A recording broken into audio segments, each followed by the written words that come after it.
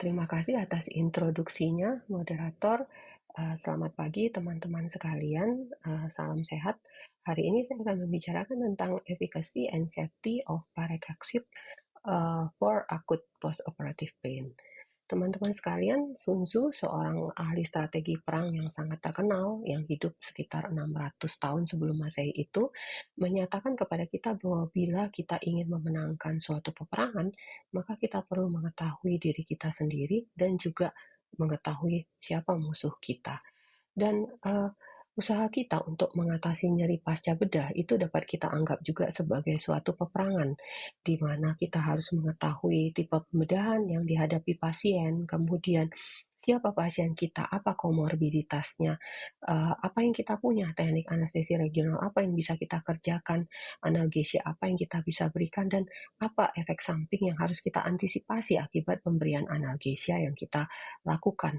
Dan kemenangan atau mungkin luaran dari tindakan yang kita lakukan ini, itu tentu saja berbeda-beda untuk setiap kali kita menghadapi pasien. Kadang-kadang yang kita harapkan hanyalah, penurunan derajat nyeri saja, tapi ada kalanya kita mengharapkan lebih dari itu, seperti mobilisasi yang lebih cepat, penekanan stres respon, luaran yang lebih baik, atau penurunan komplikasi, perioperatif. Dan bila kita kalah dalam peperangan tadi ya, maka kita, menghadapi, komplain pasien ya, turunnya kepuasan pasien, mobilisasi yang terlambat, resiko terjadinya nyeri kronik pasca bedah, dan kemudian peningkatan morbiditas dan mortalitas, pasca bedah. Dan, salah satu cara dan, yang saat ini juga kita akui cukup efektif untuk, mengatasi tata laksana nyeri pasca bedah itu adalah dengan analgesia multimodal.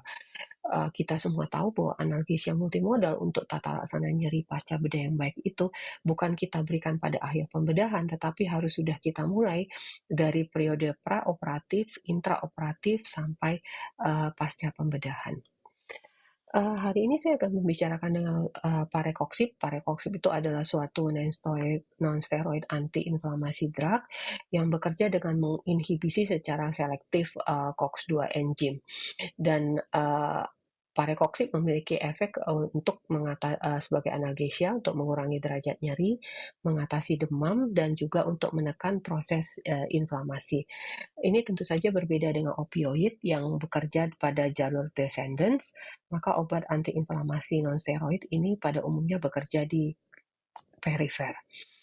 Obat antiinflamasi nonsteroid itu terbagi atas dua jenis ya, yaitu yang pertama yang non-selektif, jadi dia menghambat baik enzim COX-1 maupun COX-2, dan ada yang selektif hanya menghambat enzim COX-2 saja. Dan, parecoxib itu suatu, obat induk dari valdecoxib itu, menghambat enzim COX-2 secara selektif. Dan keseimbangan antara enzim COX-1 dan COX-2 ini, nah hasil dari, penggunaan obat-obat tadi, itu akan mempengaruhi apa yang kita lihat pada pasien, efek samping apa yang terjadi pada pasien. Jadi kalau kita lihat bila misalnya di sistem kardiovaskuler, bila kita terlalu menghambat enzim COX-2, maka yang kita lihat adalah kemungkinan terjadinya peningkatan resiko trombosis dan sebagainya. Sedangkan bila kita terlalu menghambat, enzim COX-1 ya, maka yang kita hadapi adalah resiko perdarahan atau bleeding ataupun toksisitas dari sistem gastrointestinal atas. Nah, tidak semua nonsteroid antiinflamasi itu sama. Jadi, sama seperti buah-buahan, namanya sama buah-buahan, tapi tiap buah itu memiliki rasa yang berbeda dan, efek bagi tubuh yang berbeda. Demikian juga nonsteroid antiinflamasi tersebut. Maka kita harus mengenal tiap obat, antiinflamasi steroid yang akan kita kenal yang akan kita pakai. Jadi parecoxib itu adalah suatu obat yang, water soluble ya, obat yang diinjeksikan, merupakan prodrug. Jadi, ketika dimasukkan ke tubuh, dihidrolisa oleh enzim karboksiesterase menjadi bentuk aktifnya itu valdecoxib, baru, menghasilkan efek analgesia yang kita inginkan. Sudah disetujui hampir di 80 negara ya untuk analgesia perioperatif dan, terutama untuk mengurangi derajat nyeri pasca bedah. parekoksib telah cukup dikenal untuk memiliki, efek efikasi yang, cukup baik ya untuk tata laksana nyeri pasca bedah. Bila dibandingkan obat antiinflamasi nonsteroid lainnya karena dia, lebih selektif menghambat COX-2, maka parekoksib ini hanya memiliki efek yang sedikit atau mungkin tidak ada ya terhadap, fungsi platelet. Dan ini, secara signifikan akan, mengurangi perdarahan pasca bedah. Ini adalah profil yang, menguntungkan dari parekoksib tersebut. Dan, juga memiliki, resiko menciptakan toksisitas gastroduodenal, pasca bedah dibandingin dengan, analgesi nonsteroid antiinflamasi yang tradisional. Penggunaan selama 7 hari bila dibandingkan dengan ketorolak itu memang angka, keluhan gastroduodenalnya itu, lebih signifikan lebih rendah. Dosis yang kita berikan biasanya adalah 40 miligram intravena yang bisa kita ikuti dengan 20 sampai 40 miligram setiap 6 atau 12 jam, sesuai yang kita butuhkan ya, dengan dosis maksimal tidak melewati 80 miligram per hari. Onsetnya cepat sekali ya, kalau kita berikan intravena maka dalam 7 menit kita sudah dapat melihat, hasilnya ya, dan peak effect-nya itu sendiri bisa kita lihat dalam, 2 jam setelah pemberian dengan durasinya, bertahan lama ya di plasma terlihat pada grafik ini, itu bisa sampai, 12 jam.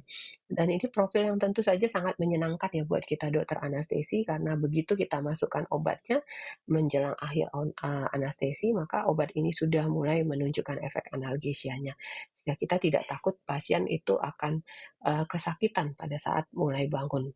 Apalagi saat ini, fase era di mana pasien-pasien pada umumnya lebih cepat bangun ya, dan, resiko untuk menderita nyeri pasca bedah segera setelah membuka mata itu juga cukup besar. Penelitian mungkin ada beberapa penelitian yang saya akan sebutkan untuk menunjukkan efek efikasi dari parekoksib ini. Yang pertama untuk pasca pankreatikoduodenektomi, ini operasi yang sangat nyeri ya, eee, yang diteliti adalah efek opioid sparing dari parekoksib ini.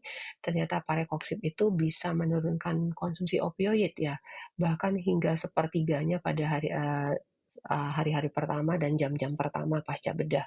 Dan ini sesuai tadi yang sudah kita sebutkan bahwa, onsetnya cepat dan, efikasinya, sangat baik.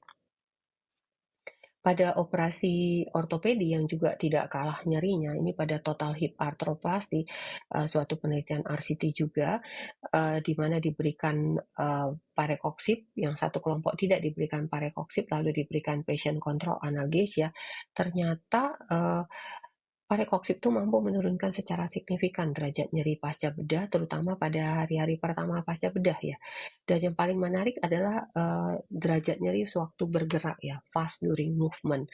Itu bisa diperbaiki sampai 48 jam yang pasca bedah. Ini juga profil yang sangat, menyenangkan ya buat kita dokter anestesi dan juga, dokter bedah karena, fisioterapi itu bisa dilakukan lebih early sehingga outcome atau luaran pembedahan akan jauh lebih baik juga nantinya.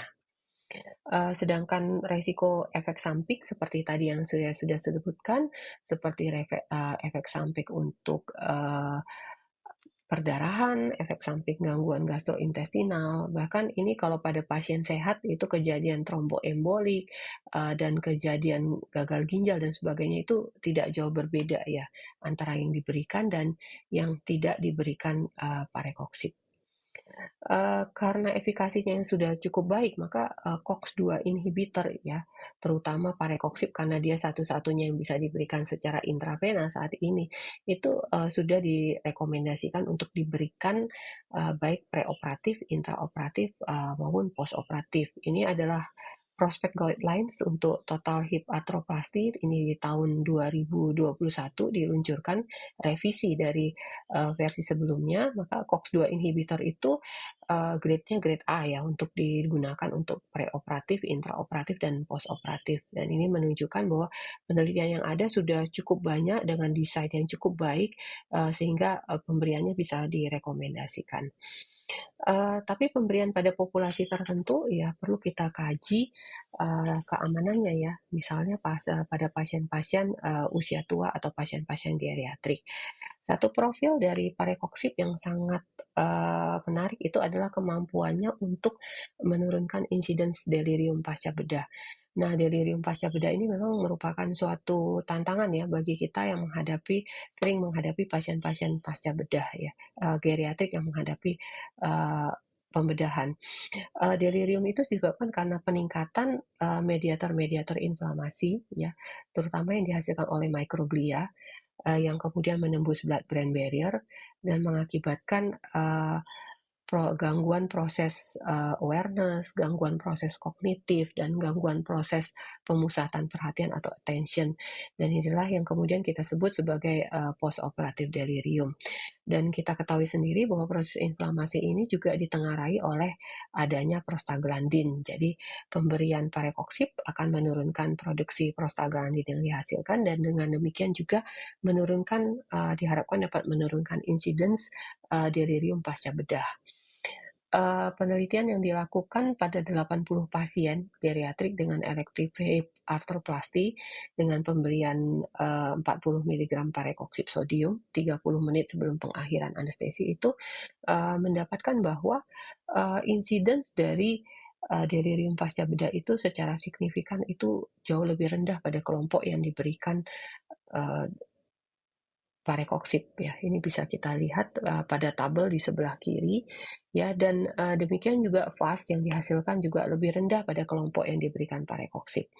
Mediator-mediator proinflamasi ditekan ya oleh pemberian parekoksip, sedangkan mediator-mediator antiinflamasi itu signifikan lebih tinggi dibandingkan kelompok kontrol. Dan ini menunjukkan bahwa parekoksip sodium itu menjanjikan sekali untuk diberikan pada pasien geriatrik karena profilnya yang dapat menekan kejadian delirium pasca bedah. Tentu saja parekoksip juga bisa menurunkan kemungkinan terjadinya ulkus di gastrointestinal dan ini menguntungkan tentunya pada pasien-pasien geriatrik karena mereka sebetulnya sangat rentan untuk menderita perdarahan gastrointestinal. Tapi tentu saja tetap berlaku aturan yang berlaku bagi pemberian obat-obatan ya bagi pasien geriatrik, yaitu kita harus memberikan dosis paling rendah yang mungkin dan dengan durasi yang sesingkat-singkatnya. Bagi pasien-pasien geriatri khusus dengan berat badan yang kurang dari 50 kilogram, pasien yang sulit makan ya, maka parekoksip ini diberikan dengan dosis yang lebih kecil yaitu sekitar 20 miligram. Hati-hati pada pasien geriatrik dengan banyak komorbiditas ya, misalnya dengan cardiac disorder, riwayat cardiac failure, dehidrasi, kemudian hipertensi atau liver dan renal failure, maka penggunaan parekoksip tentunya harus sangat hati-hati bila kita berikan. Dan bagaimana dengan kardiak pasien? Kardiak pasien sedikit dirugikan oleh parekoksip ini karena seperti kita tahu bahwa parekoksip ini lebih memblok COX-2 dibandingkan COX-1. Jadi kalau kita lihat pada gambar yang di kiri ya, mereka termasuk dalam kelompok yang dikotakkan di sebelah kiri. Meskipun kita lihat di situ bahwa valdecoxib itu tidak jauh berbeda dengan profil dari celecoxib ya. Akibatnya terdapat peningkatan resiko kejadian kardiovaskuler bila kita memberikan parekoksib pada pasien-pasien yang rentan untuk menderita gangguan kardiovaskuler. Pada awal diperkenalkannya parekoksib, satu penelitian yang cukup terkenal adalah ketika parekoksib ini diberikan pada pasien-pasien dengan memang komorbid kardiak dan didapatkan bahwa pemberian parekoksib itu dapat meningkatkan resiko kejadian kardiovaskuler seperti hipertensi, gagal jantung, ya, UDEM dan sebagainya dimulai pada hari-hari setelah 1 minggu pemberiannya. Karenanya lalu diberikan black box warning bahwa ini tidak diberikan pada pasien-pasien dengan kelainan kardiak. Ya. Bagaimana dengan pasien obstetrik ya? Pasien obstetrik, pada waktu diluncurkannya parekoksib, sama juga seperti, pada pasien geriatrik itu, pada waktu pertama diluncurkan itu tidak dianjurkan penggunaannya. Kenapa? Karena adanya resiko keguguran pada semester pertama dan kedua trimester kalau itu diberikan pada ibu hamil. Dan kemudian bila diberikan pada ibu hamil trimester ketiga itu dapat memicu terjadinya prematur closure dari ductus arteriosus atau mungkin inersia uterus pada waktu proses melahirkan. Dan dan bila diberikan pada pasien yang breastfeeding itu takutkan adanya sebagian dari valdekoksib atau parekoksib yang disekresikan ke dalam air susu ibu dan diperkirakan sekitar 1% yang akan disekresikan ke air susu ibu.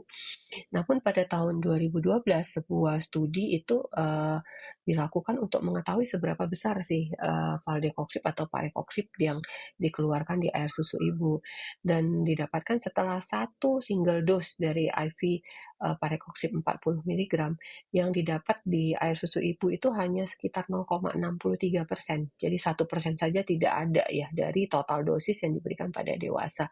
Dan ini di bawah level minimum yang dianjurkan, sangat jauh di bawah, yaitu 10%. Nah, ini mungkin disebabkan karena sebetulnya transfer dari parekoksib ke ASI itu terjadi dengan sangat lambat. Dan karenanya kejadian efek samping akibat pemberian parekoksib atau valdekoksib pada bayi itu sangat jarang terjadi. Apalagi pada hari-hari pertama pasca melahirkan, produksi ASI itu biasanya berjalan sangat lambat ya, dan baru memuncak pada hari kedua sampai hari keempat pasca melahirkan. Demikian juga penelitian berikutnya ya dipublikasi di Akta Anestesiologi Taiwanika, pemberian parekoksib dengan PCA morfin itu menghasilkan analgesia yang baik juga untuk ibu-ibu pasca cesarean section, dan juga dalam penelitian ini tidak ada data ya sama sekali tentang gangguan pada bayi ya yang disusui. Dan memang air susu ibu, proses menyusui pada penelitian ini itu ditahan sampai hari ketiga pasca bedah, sehingga mungkin ini yang menyebabkan efek samping pada bayi itu tidak dilaporkan. Penelitian-penelitian lain pada pasien seksius cesarea itu menunjukkan bahwa efektivitas parekoksib itu sangat baik ya untuk menurunkan derajat nyeri pasca bedah ya. Dan demikian juga penelitian yang berikut ini yang memberikan parekoksib itu 2 jam setelah seksius sesarian ya, dan menunjukkan hasil yang juga cukup efektif. Peneliti menyatakan bahwa sama seperti yang disebutkan tadi, kita tidak perlu takut akan efek dari pemberian parekoksib terhadap bayi yang disusui, karena pembentukan air susu ibu itu sendiri mulai terjadi kurang lebih 17,3 jam pada kelompok yang ditelitinya, sedangkan durasi dari parekoksib itu 12 jam. Guideline sendiri dari anestesi dan sedasi untuk ibu yang menyusui pada tahun 2020 itu memperbolehkan pemberian obat-obat yang disekresi dalam jumlah yang sangat kecil di air susu ibu. Termasuk dalam hal ini adalah semua obat non-steroid antiinflamasi, dan termasuk di dalamnya adalah parekoksib. Karenanya parekoksib dapat diberikan pada pasien-pasien yang menjalani seksius cesarea. Tapi tentu diingat bila pasien kita itu melahirkan bayi-bayi prematur atau bayi-bayi dengan berat badan lahir yang sangat rendah, dan yang mungkin di mana mungkin efek dari analgesia yang kita berikan itu bisa memengaruhi bayi. Maka pada keadaan tersebut tentunya penggunaan semua obat itu harus dengan sangat hati-hati. Bagaimana dengan pasien-pasien dengan gangguan liver ya? Jadi pada awal peluncuran semua obat antiinflamasi non-steroid itu yang ditakutkan memang adalah hepatotoxicity, karena obat-obat ini dapat mengganggu proses respirasi di mitokondria, mengakibatkan disfusi mitokondria, pelepasan cytochrome C ke dalam sitoplasma yang kemudian men-trigger terjadinya apoptosis sel dan kematian sel liver. Tetapi ternyata, pada kondisi klinik, kondisinya yang kita lihat itu berbeda ya. Jadi, pada pasien-pasien dengan penyakit liver, pemberian parekoksib itu menghasilkan, efek yang sangat sangat sangat bervariasi ya. Jadi, ada yang menyatakan bahwa, pada pasien-pasien dengan penyakit liver, sampai, batas titik tertentu kita bisa memberikan parekoksib sama seperti pasien yang normal. Ada yang mendeskripsikan bahwa pada sirosis itu sampai child A itu masih bisa kita berikan, sedangkan child B itu bisa kita, kurangi dosisnya, sedangkan child C itu sebaiknya tidak diberikan sama sekali. Mmm Penelitian pada pasien-pasien transplant liver, baik pada donor maupun pada resipien yang notabene memang mengalami gangguan liver, menunjukkan bahwa pemberian parekoksib yang dikombinasikan dengan fentanyl itu, cukup efektif untuk menurunkan derajat nyeri pasca bedah dan tidak menimbulkan, efek samping yang, mengkhawatirkan. Namun tetap, penulis menyarankan karena kurangnya data-data yang ada saat ini bahwa penggunaan fentanyl dan parekoksib pada pasien dengan gangguan liver itu tetap harus sangat hati-hati karena, sangat bervariasi, sangat tidak bisa dideteksi bagaimana responnya, pasca pemberiannya pada pasien dengan, gangguan liver. Bagaimana dengan toksisitas renal? Pada pasien dengan toksisitas renal, pemberian parekoksib juga harus dilakukan dengan sangat hati-hati ya teman-teman, karena kita tahu bahwa pemberian, NSAID termasuk dalam hal ini adalah parekoksib dapat, menurunkan aliran darah ke ginjal ya, karena hilangnya proses kompensasi ginjal yang tergantung kepada prostaglandin.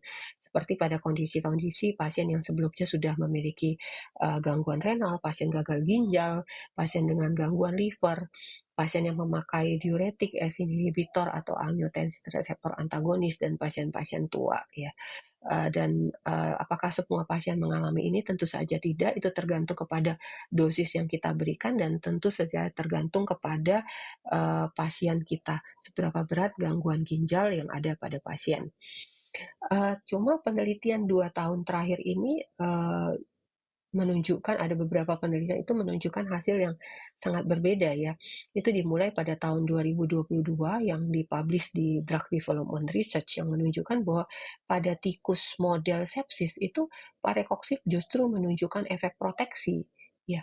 Lalu penelitian ini dilanjutkan pada penelitian pada manusia di tahun yang sama ya, 2021 dan 2022, di-publish di jurnal yang cukup bergengsi juga di BMJ Open dan BMC Anesthesiologist.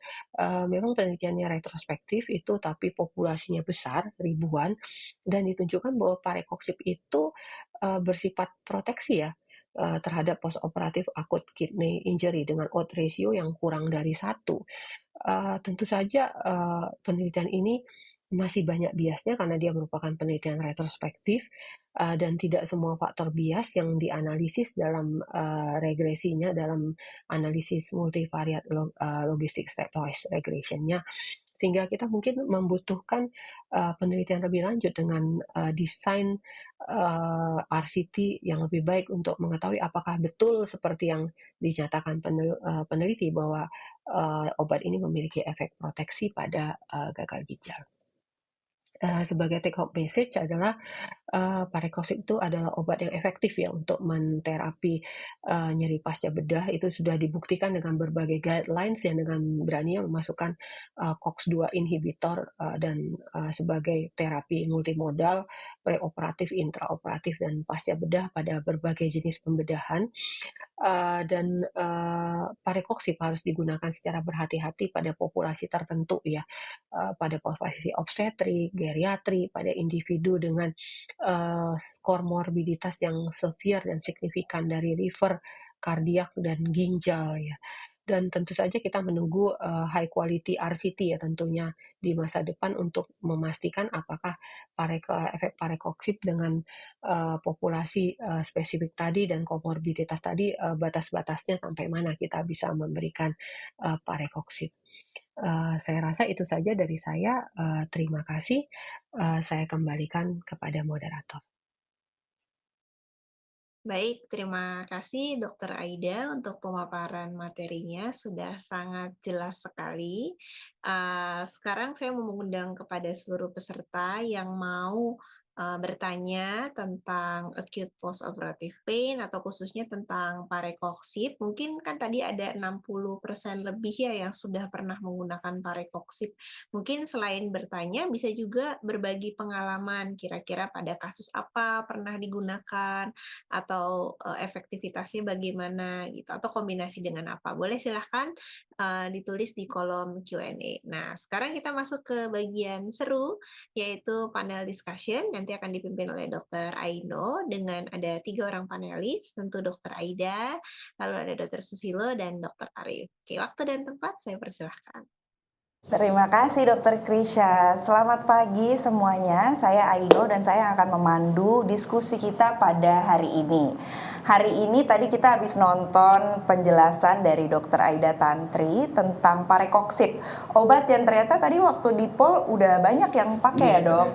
Udah mayoritas sudah familiar, walaupun memang kalau dilihat pilihan obat post-op baik untuk semua jenis operasi maupun SC, selisih antara pemakaian NSAID sama paracetamol tuh nggak beda jauh ya. Jadi mungkin memang kita mesti belajar nih hari ini kapan kita pilih NSAID, kapan kita pilih paracetamol atau kombinasinya. Di hari ini kita akan mendiskusikan dengan fokus di Repakor Parekoksip dengan kita udah punya 3 panelis ahli-ahli dan 3-tiganya udah pernah muncul di webinar kita sebelumnya. Selamat datang kembali. Enggak dong. Mohon nanti reviewnya ya dari teman-teman.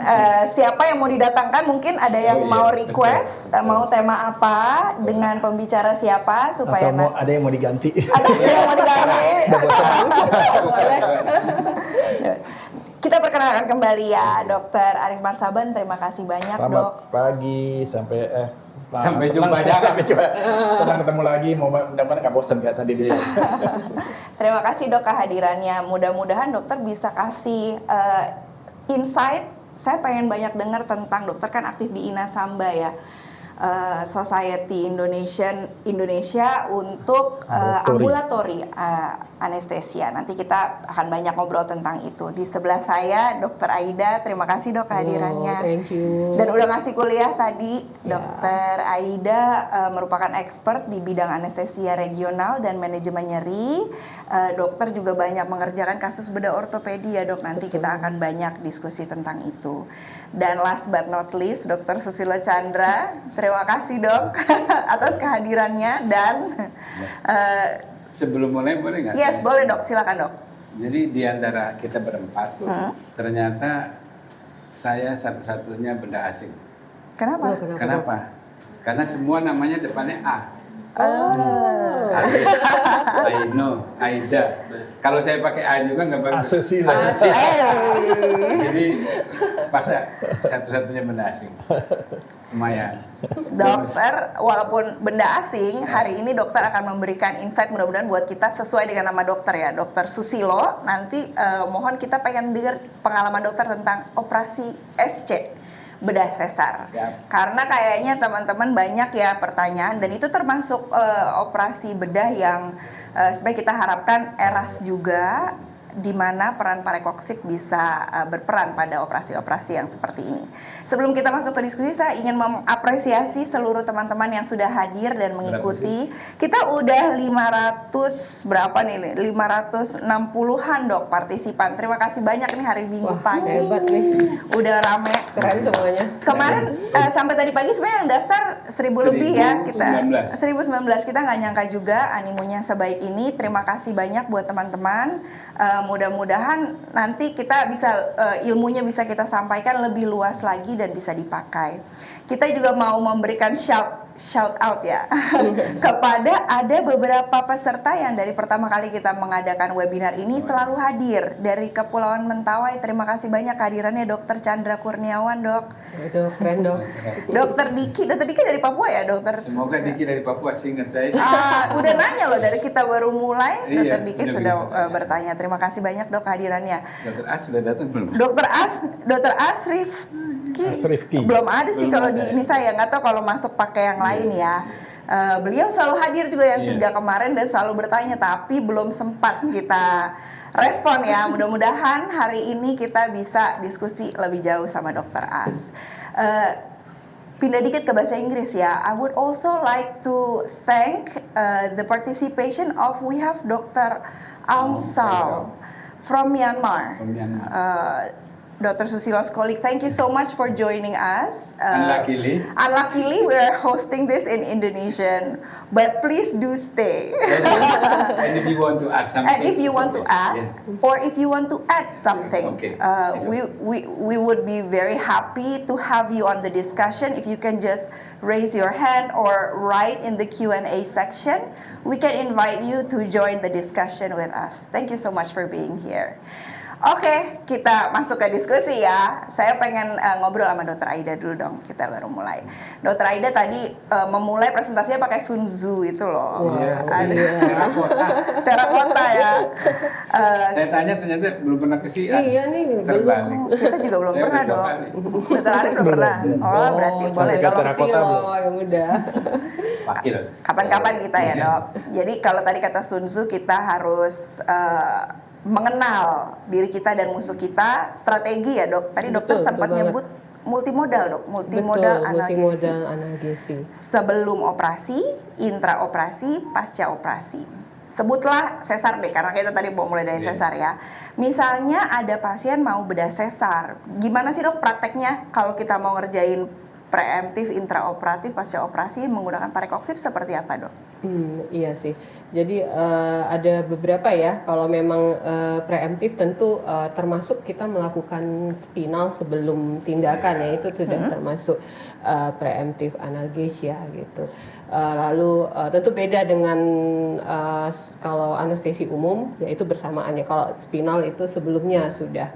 Dan kemudian intraoperatif begitu bayi lahir kita bisa mulai memberikan analgesia ya. Nah ini bisa dengan tadi parekoksip ya kan, bisa juga kita menggunakan kombinasi parekoksip dengan yang lain karena kita mengandung multimodal. Tentu saja waktu spinal kita bisa menambahkan morfin ya dok ya, dan itu udah recommended oleh prospek juga bahwa pada cesarean section kita bisa menambahkan 0,1 mg morfin untuk analgesia pasca bedah sih. Tapi tentu untuk ERAS ada pertimbangan lain ya dok ya.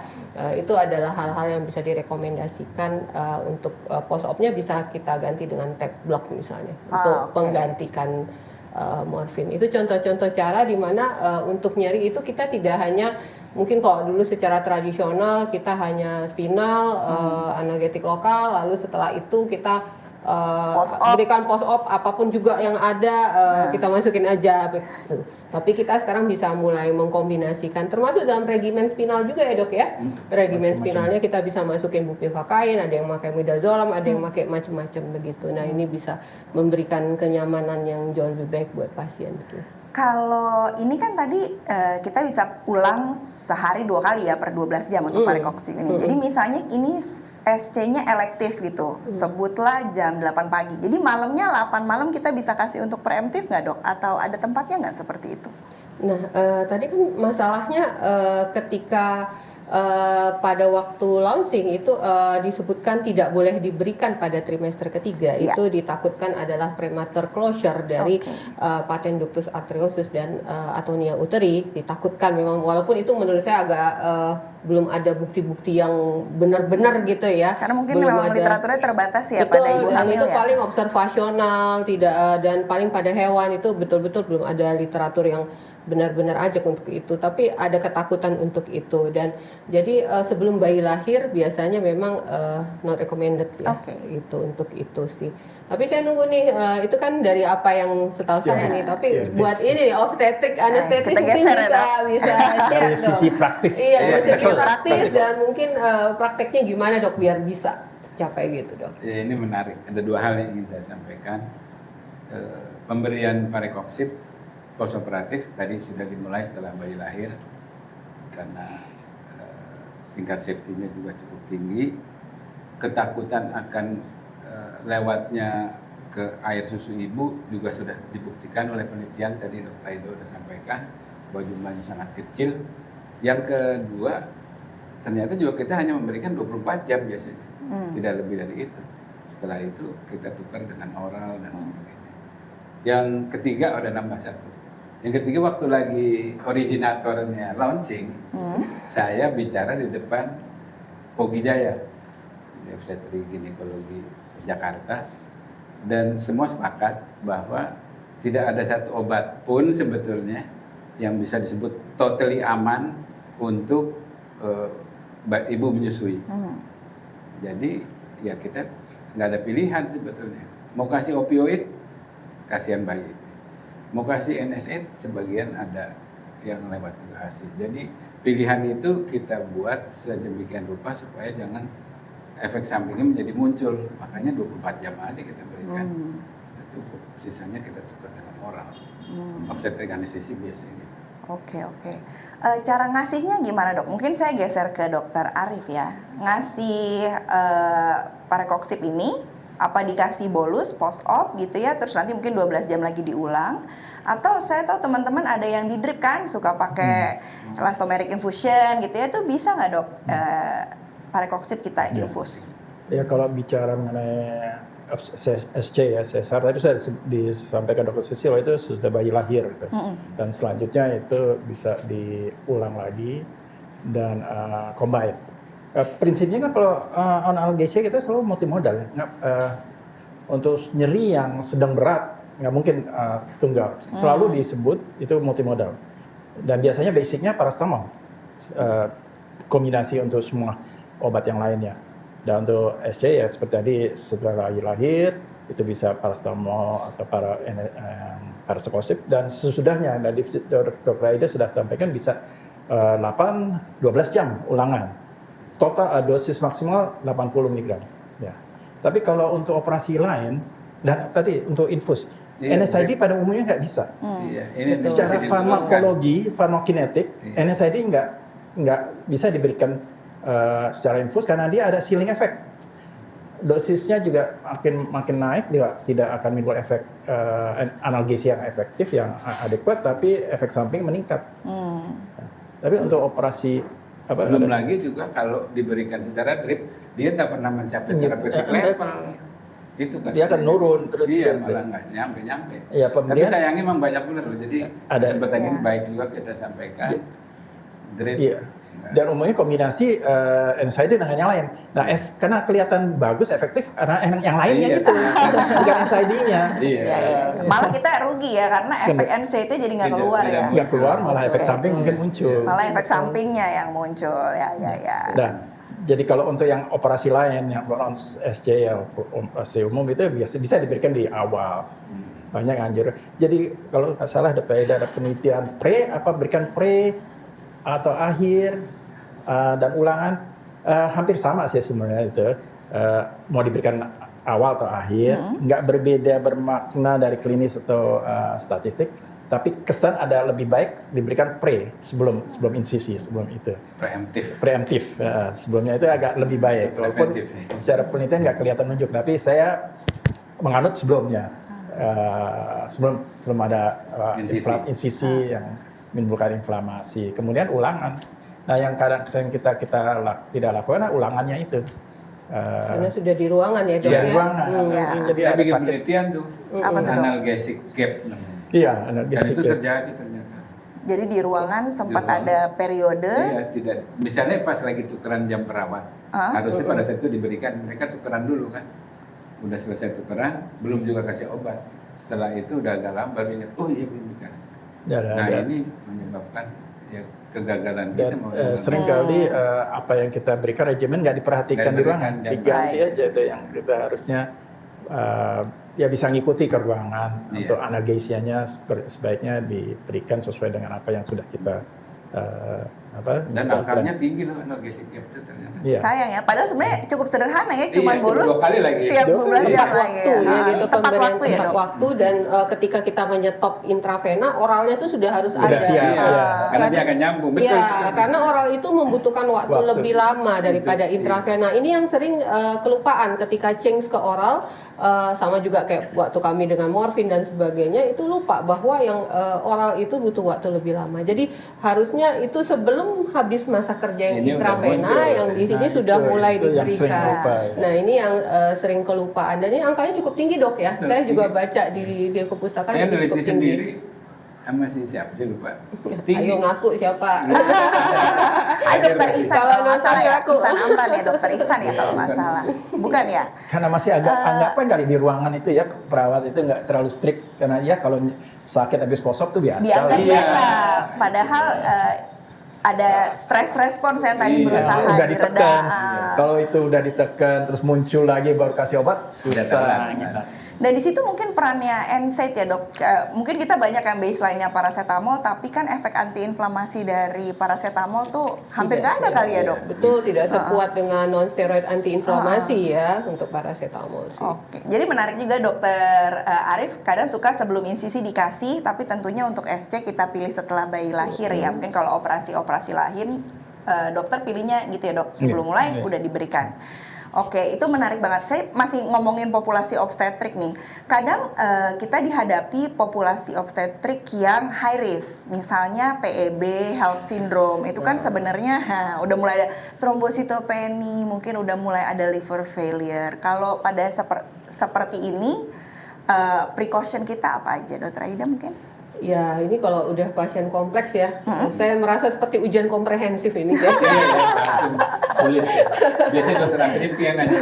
Jadi sebetulnya kita melihat severitas dari masing-masing komorbid yang ada pada pasien sih. Oke. Secara prinsipil ya, ada satu penelitian teman kita, saya nggak tahu dari center mana ya, kayaknya dari Bandung deh. Kalau Dokter Yulianti Bisri watch this, Dokter Yuli pernah publish bahwa memeriksa kadar pasien pada preeklamtik, tentu yang fungsi ginjalnya cukup baik ya, lalu diberikan parekoksib, ternyata mediator proinflamasinya itu dengan signifikan turun ya. Oke. Dan ini tentunya mungkin in the long term bisa memperbaiki luaran, tapi penelitiannya memang sampai di situ aja sih. Kalau secara secara preeklamsinya aja, tentu kalau kita kasih parekoksib itu bagus ya, Dok ya, karena dia bisa menekan inflamasi. Tapi kita harus lihat komorbidnya nih. Seberapa severe sih liver failure-nya, seberapa severe ginjalnya. Memang beberapa kepustakaan mengatakan bahwa pada ginjal itu kita boleh ngasih ya, bebas parekoksib ya. Tapi ada kecuali gitu ya. Kecuali ada kemungkinan retensi cairan. Oke. Nah, ya kalau retensi cairan, that means acute renal failure ya, di mana terjadi retensi cairan itu dan stop ya, seperti kita stop gitu ya. Dan itu justru happens ya di preeklamsi ya. Kita sering sekali ketemu pasien preeklamsi udah anuri ya, Udah bengkak, bengkak. anuri gitu loh ya. Jadi kalau itu mungkin kita harus pertimbangkan benefit risk ratio dalam hal ini sih ya. Kalau memang udah severe, ada pilihan lain, kita pakai pilihan lain. Tapi kalau kita yakin ini ada preeklamsi yang biasa aja ya, Dok ya, cuman tensi aja, sedikit udem tapi everything fine ya, mungkin kita bisa pertimbangkan juga. Dan ingat bahwa itu tergantung dosis, Dok. Jadi segala sesuatu tergantung dosis dan segala sesuatu tergantung lama pemberian gitu. Iya, Itu dia iya, key-nya iya, benar. ya, Dok ya. Jadi Benar. kayak tadi Dokter Susilo bilang, biasanya mungkin cuma 1-2 hari post-op Iya. yang kita perlukan, karena akut pain mungkin post-operatif yang Hari paling berat di ketiga, 2-3 hari itu ya, 3 Dok. hari. Ya, jangan juga dilanjutin seminggu Iya. dan seterusnya ya. Tapi yang- itu yang tadi jangan sampai ada gapnya. Kalau ada Iya. gapnya Gagal bisa lagi. jadi chronic Ngejarnya, pain. ngajarnya lagi jadi mungkin Susah. memerlukan lagi. Saya mau nyambung ke pertanyaan Dokter Diki yang penanya pertama nih tadi. Terima kasih, Dok, pertanyaannya. Berhubung kita lagi ngomongin kita harus hati-hati pada populasi tertentu. Dokter Diki menanyakan bagaimana dengan efek samping COX-2 ini. Apakah singkat kalau dibandingkan dengan oral. Terus hubungannya apa dengan cerebrovascular accident? Karena ya tadi di slide-nya Dr. Aida ada beberapa precaution yang kita harus waspada, diantaranya kejadian-kejadian trombosis, termasuk kardiak juga ya dok ya? Iya, iya. Dokter Aida mungkin ada pengalaman dok atau strateginya gimana? Iya, kalau dibilang tadi yang pertanyaan pertama singkat enggak gitu ya. Ya tentu sesuai dengan masa kerja obat ya, dan memang ada penelitian tadi sempat diskusi juga dengan Dr. Arief bahwa ada diberikan parekoksib pasien normal terjadi penurunan sedikit fungsi ginjal itu kok nggak salah kasusnya ortopedi, tapi segera kembali lagi. Itu mungkin yang periksanya sebentar diperiksa tapi segera kembali lagi ya. Itu belum tentu juga karena parekoksib kan kita ya, bisa juga karena banyak hal namanya operasinya, intraoperasi dan sebagainya, pasiennya punya banyak kelainan. Jadi ya tentu tergantung kepada durasi obatnya sendiri, dan semakin turun konsentrasinya di darah ya efek sampingnya tentu akan berkurang. Jadi di atas 12 jam dia akan berkurang gitu. Makanya prinsip dari pemberian NSAID ya, bukan parekoksib aja loh, ini NSAID semuanya nih. Iya, kalau bisa jangan terlalu lama diberikan gitu, sesuai keperluan dengan dosis yang kalau bisa ya sesuainya gitu, optimal. Karena memang nggak ada selling effect kan, nggak ada gunanya kita melipat-lipatkan dosis NSAID begitu. Itu ada mungkin juga, mungkin mumpung itu. Ada juga yang double ngasihnya. Iya. Dua NSID ya, kombinasi multimodal NSID. NSID dua-duanya. Coba. Kadang yang kita jumpai gini loh, jadi misalnya di kita udah berikan paracetamol dan parekoksib, di RR nyeri lagi, kasih apa ya? Nah, keterolak deh atau dexketoprofen deh. Menurut Dr. Arief gimana kalau terjadi gitu ya? Mau yang segera, kalau nyeri hebat ya kita kalau dipantau di RR masih bisa pakai tetap opioid juga untuk titrasi. Tapi bukan bolus ya.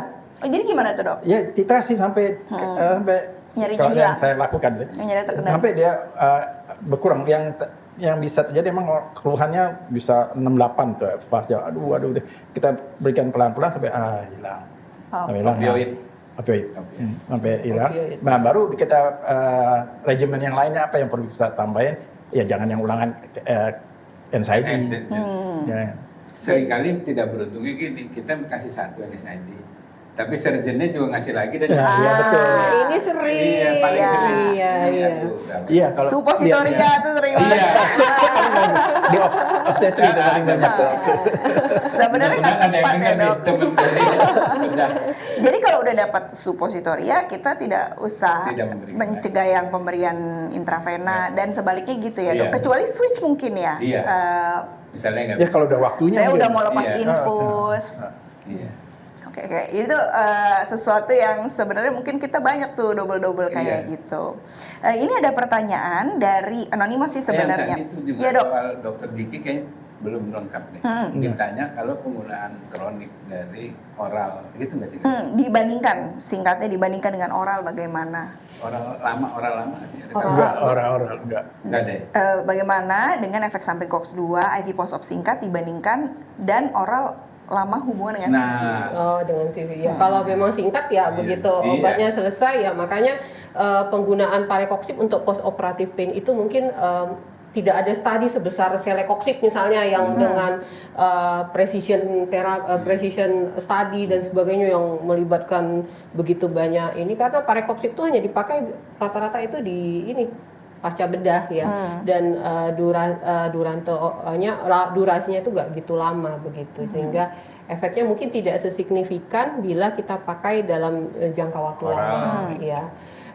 Memang kalau kita lihat studi tentang COX-2 ini banyak sekali, itu dengan nama-nama yang menarik sekali ya, ada Vigor, ada Precision, ada segala macam ya, yang pada akhirnya menunjukkan bahwa seperti yang tadi saya katakan bahwa setiap obat itu unik rupanya gitu, dan tidak bisa kita melabel ini ya seperti kita prejudice, kalau COX-2 tuh udah pasti jelek aja gitu loh, udah pasti lebih jelek daripada NSAID. Kalau gitu saya pilih mohon maaf saya sebutin misalnya golongan ketoprofen gitu loh, yang which is sebetulnya mungkin dalam tangga COX-2, COX-1 itu cuman selisihan dampingan doang gitu, dikit, dan efek kardiovaskuler itunya tidak begitu besar juga in the long term yang untuk pemakaian jangka panjang. Jadi waktu precision kalau saya nggak salah itu dilihat ibuprofen, celecoxib, ya, indomethacin, dan ternyata antara celecoxib dengan ibuprofen dan dengan indomethacin itu perbedaannya ya berdasarkan letaknya tadi di dalam grafik tadi, dan semuanya ternyata berhubungan dengan peningkatan resiko kardiovaskular. Ya, semua NSAID itu berhubungan dengan resiko kardiovaskular. Tapi apakah kita jadi nggak jadi pakai? Ya nggak juga gitu dong, karena kan tergantung pada pasien kita gitu. Jadi sama seperti kita menghadapi perang. Kalau senjata saya ini kalau dipakai nggak enak atau apa ya bukan berarti nggak dipakai, tapi saya memilih siapa yang tepat kan untuk itu begitu. Jadi dan rata-rata pasien yang datang ke kita itu tentu boleh saya katakan nih kalau dalam praktek sehari-hari 75% mungkin itu asal satu ya, atau yang tidak begitu bermasalah ya untuk gangguan ginjal dan livernya, sehingga memang ada pada tempatnya. Apalagi seksual ya dok ya, seksual itu wanita muda sehat gitu loh. Jadi tetap bisa masalah kardiovaskular event itu sering ditanya kan dari waktu kasusnya mungkin apa ya kardiovaskular event terjadi MCI, ya itu tetap itu menjadi perhatian untuk kasus-kasus yang memang sudah ada suatu masalah.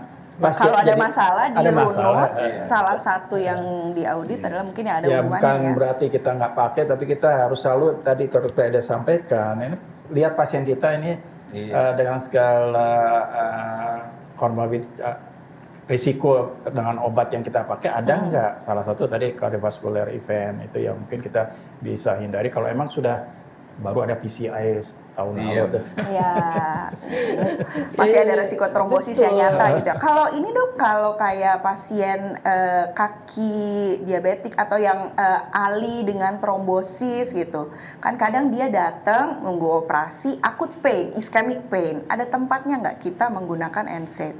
Sebenarnya inflamasinya ada, tapi dia trombosis gitu. Menurut dokter gimana? Ini biasanya mereka udah pakai antikoagulan nih. Nah, itu dia. Ketika mereka udah pakai antikoagulan, jadi bukan pasien naif datang ke kita belum pakai apa-apa. Biasanya kalau dikonsulkan ke anestesi itu udah last resource ya, udah di ujung-ujung, dan mohon maaf rata-rata biasanya udah pakai NSAID duluan ya. Jadi udah dikasih dulu, gitu lah ya. Tapi secara teoritis ya, selama dia memakai antikoagulan dan kita memberikan itu, tentu akan dilakukan balance ya antara itu. Yang kita takutkan kan sebetulnya resiko trombosis. Yang menarik sendiri dari study precision ya, ketika dibandingkan kelompok yang dapat COX-2 plus aspirin dengan kelompok yang diberikan mungkin COX-2 saja begitu. Ternyata aspirin itu mungkin lebih antikoagulan ya dok ya, cuma yang nggak tahannya memang tetap terjadi efek gastrointestinal begitu. Tapi kalau dalam kondisi pasien dengan gangguan vaskuler, dia akan memakai antikoagulan yang lain dok. Jadi mungkin itu bisa. Tapi di situ mungkin perannya kita monitoring juga ya dok, monitoring seberapa efek koagulasinya, seberapa trombosisnya, dan juga kalau kita khawatir gangguan renal, fungsi-fungsi renal, urine output, urine creatinine itu ya. Jadi bukannya yes or no, tapi yang dokter bilang pilih pasiennya, terus kita monitoringnya gimana. Semua NSAID ada masalah. Ya, semua obat ya dalam anestesi ya. NSAID ya, semua obat ya. Tergantung kan kita punya guided toxicology. Iya, guided. Itu. Anestesi guided toxicology. Kita pakai racun sebenarnya. Mainannya racun, tapi kita guided. Tapi jadi obat. Jadi obat. Ini menarik nih dok nih, pertanyaan dokter Tri. Kalau asma gimana? Menurut dokter Arif gimana? Ya, itu tetap NSAID semuanya masih ada risiko. Salah satu itu hypersensitivitas NSAID itu masih ada, baik COX-2, COX-1, tapi yang tinggi memang COX-1. Jadi sebaiknya kita hindari ya. Kalau saya lihat dari tadi lagi, berapa lama sih dia ada attack-nya? Terus kalau attack-nya itu severe dengan obat atau apa? Kalau baru-baru aja ya saya nggak pakai. Yang sering terjadi adalah anamnesisnya kan dari perawat. Dok, pasiennya asma. Betul. Itu yang sering ketemu. Sering ternyata bukan asma. Kalau ditanya lagi, seseknya seperti ya sesek, batuk-batuk sesek gitu. Kalau sesek, dia pernah ada pasien bilang ada bunyi napas. Bunyi waktu apa? Waktu narik napas. Ternyata bukan. Jadi kita harus cross check lagi. Benar, harus cek benar. Itu yang sering mana? Sering udah. Ada sih penelitian mengatakan bahwa parekoksib itu lebih rendah ya untuk kemungkinan mencetuskan asma. Tapi tetaplah kalau namanya asma, alergi ya namanya bisa alergi obat apa aja yang mencetuskan asma. Hipersensitivitas soalnya ya dok ya. Jadi itu kita mesti alergi dan hati-hati. hipersensitif. Balik lagi ke premis awal ya, Kayaknya kita mengenal. dulu saya. Kenapa dok? Saya nyalain perawat. Ada yang nonton loh. Kita nyalain. Iya, itu sering itu. Pitfall. Sampai di Oka, itu mau Kita dikasih tanya balik. mau kasih ini keterak, dok ada asma. Iya. Ada barcode kosong, ada asma dok. Ya, coba tanya pasiennya nanti deh. Kita Itu emang karena itu Enggak. seseknya karena sesek kena lain bukan asma. Iya. Kadang-kadang juga ternyata asmanya terakhir kambuh pas masih kecil, Iya, masih Wah, kecil kan udah juga lama. nggak jelas Oh, iya, ya. Kadang itu sering iya. ya dok kayak gitu ya. Itu mungkin kita bisa ini tapi berikan tapi ya kita tetap waspada apakah Whatever ada harus gejala waspada. Kunciannya obstruksi itu. saluran nafas. Ya pertimbangan kita kan ada sebagai dokter anestesi ada ilmu dan makin pengalaman makin ada feeling. Iya. Iya. Kalau udah dokter Arif feelingnya udah kuat banget. Beda, Kalau masih beda saya Jam terbang ya kayak pilot ya jam terbang kita itu perlu. Tapi jam terbang juga bahaya tidur sebenarnya. diam-diam aja dok itu. Ini banyak banget nih pertanyaan. Terus gimana kalau dari dokter Dudik kalau operasi pada penderita dengan gangguan autoimun?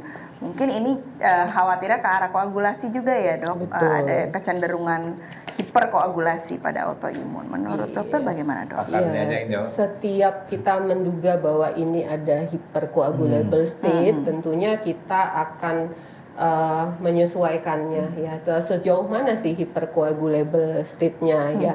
Apakah dia dalam keadaan autoimun juga berbeda-beda ya? Ada yang memang dia lagi flare dengan aktivitas hiperkoagulasi, tapi ada juga jenis autoimun yang dia justru lebih prokoagulasi gitu loh. Ada juga. Jadi beda state-nya dan kemudian obat-obatan apa yang diminumnya. Nah, ini yang menarik.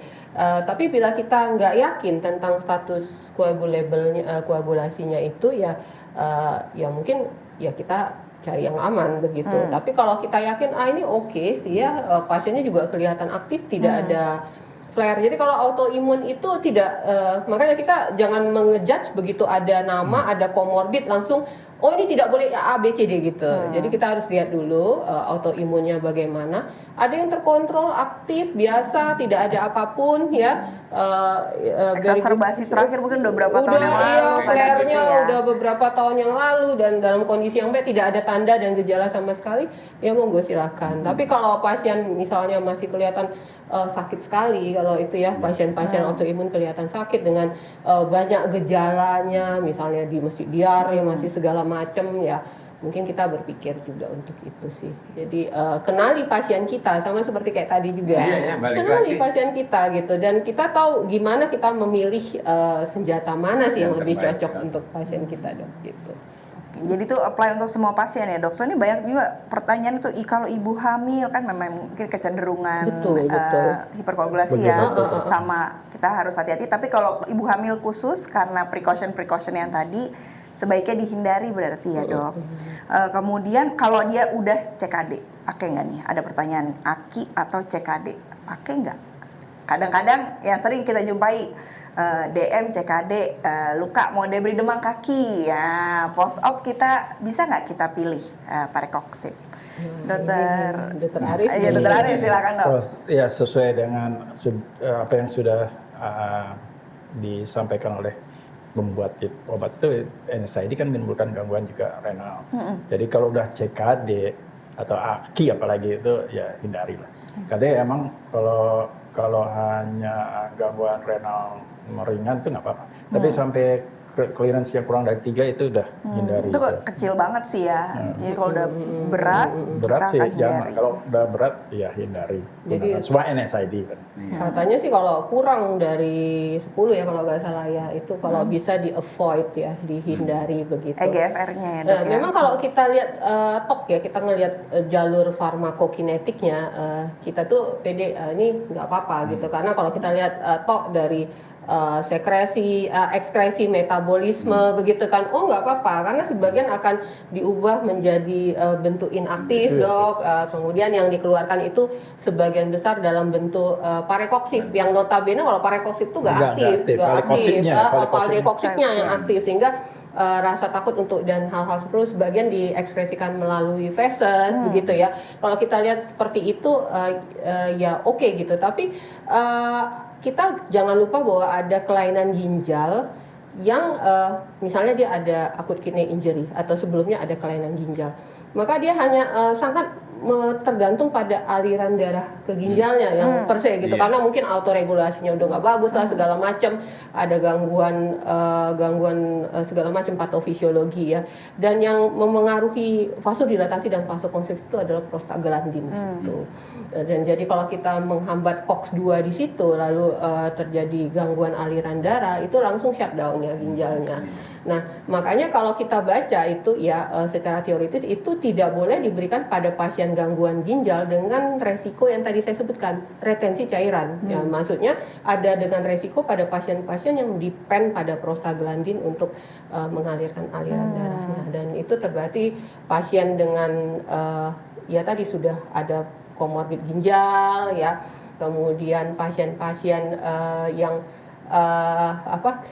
heart failure ya heart failure itu dia memang udah ya secara klinis mungkin kita lihat ada retensi cairan ya cardiac outputnya sedikit ya jadi aliran darahnya ke situ udah sedikit banget jadi itu memang harus dipertimbangkan jadi tapi begitu Dr. Aida tadi sebelum kita on air bilang kalau udah ada heart failure obat apa-apa juga beresiko serba salah benar juga ujung-ujungnya jangan kita bawa banyak sekali gitu ya betul. Oke dok, ini banyak banget nih pertanyaan untuk sub-sub populasi. Kita geser ke pediatri ya dok. Kita Dokter Arif mohon masukan nih. Iya, KAP juga. KAP nih. Bagaimana untuk pemakaian parekoksip pada populasi pediatri? Pakai nggak dok buat post-op? Dari rekomendasi untuk pediatrik itu 18 tahun ke bawah. Ya. Atas ya untuk ke atas maksudnya nggak boleh dipakai 18 ke tahun untuk semua NSAID. Tapi termasuk NSAID yang non selektif ya. Iya, termasuk parekoksip juga. Tapi tadi Dr. Aida mungkin sudah di dalam slide-nya ada disinggung ada penelitian farmakokinetik untuk melihat bioavailability 40 mg parekoksip itu sesuai dengan dosis berapa pada pediatrik. Memang ternyata dosis pediatrik lebih tinggi untuk bioavailability 40 mg orang dewasa. Kalau nggak salah itu semakin kecil usia 2 tahun tuh dosisnya 0,9 makin besar jadi 0,7 miligram per kilo ya dok ya per kilo ya dosis per kilonya dalam 12 tahun tuh 0,6 jadi makin kecil per kilonya itu untuk bioavailability dan tidak boleh melebihi 1 mg per kilo itu secara teoritis farmakokinetik tapi memang resminya tidak boleh digunakan untuk pediatrik, tapi selama ini banyak sudah. Contohnya propofol aja, propofol nggak boleh di bawah 3 tahun. Sering tapi kenyataannya dan praktek sedunia ya. Sedunia. Nekat-nekat.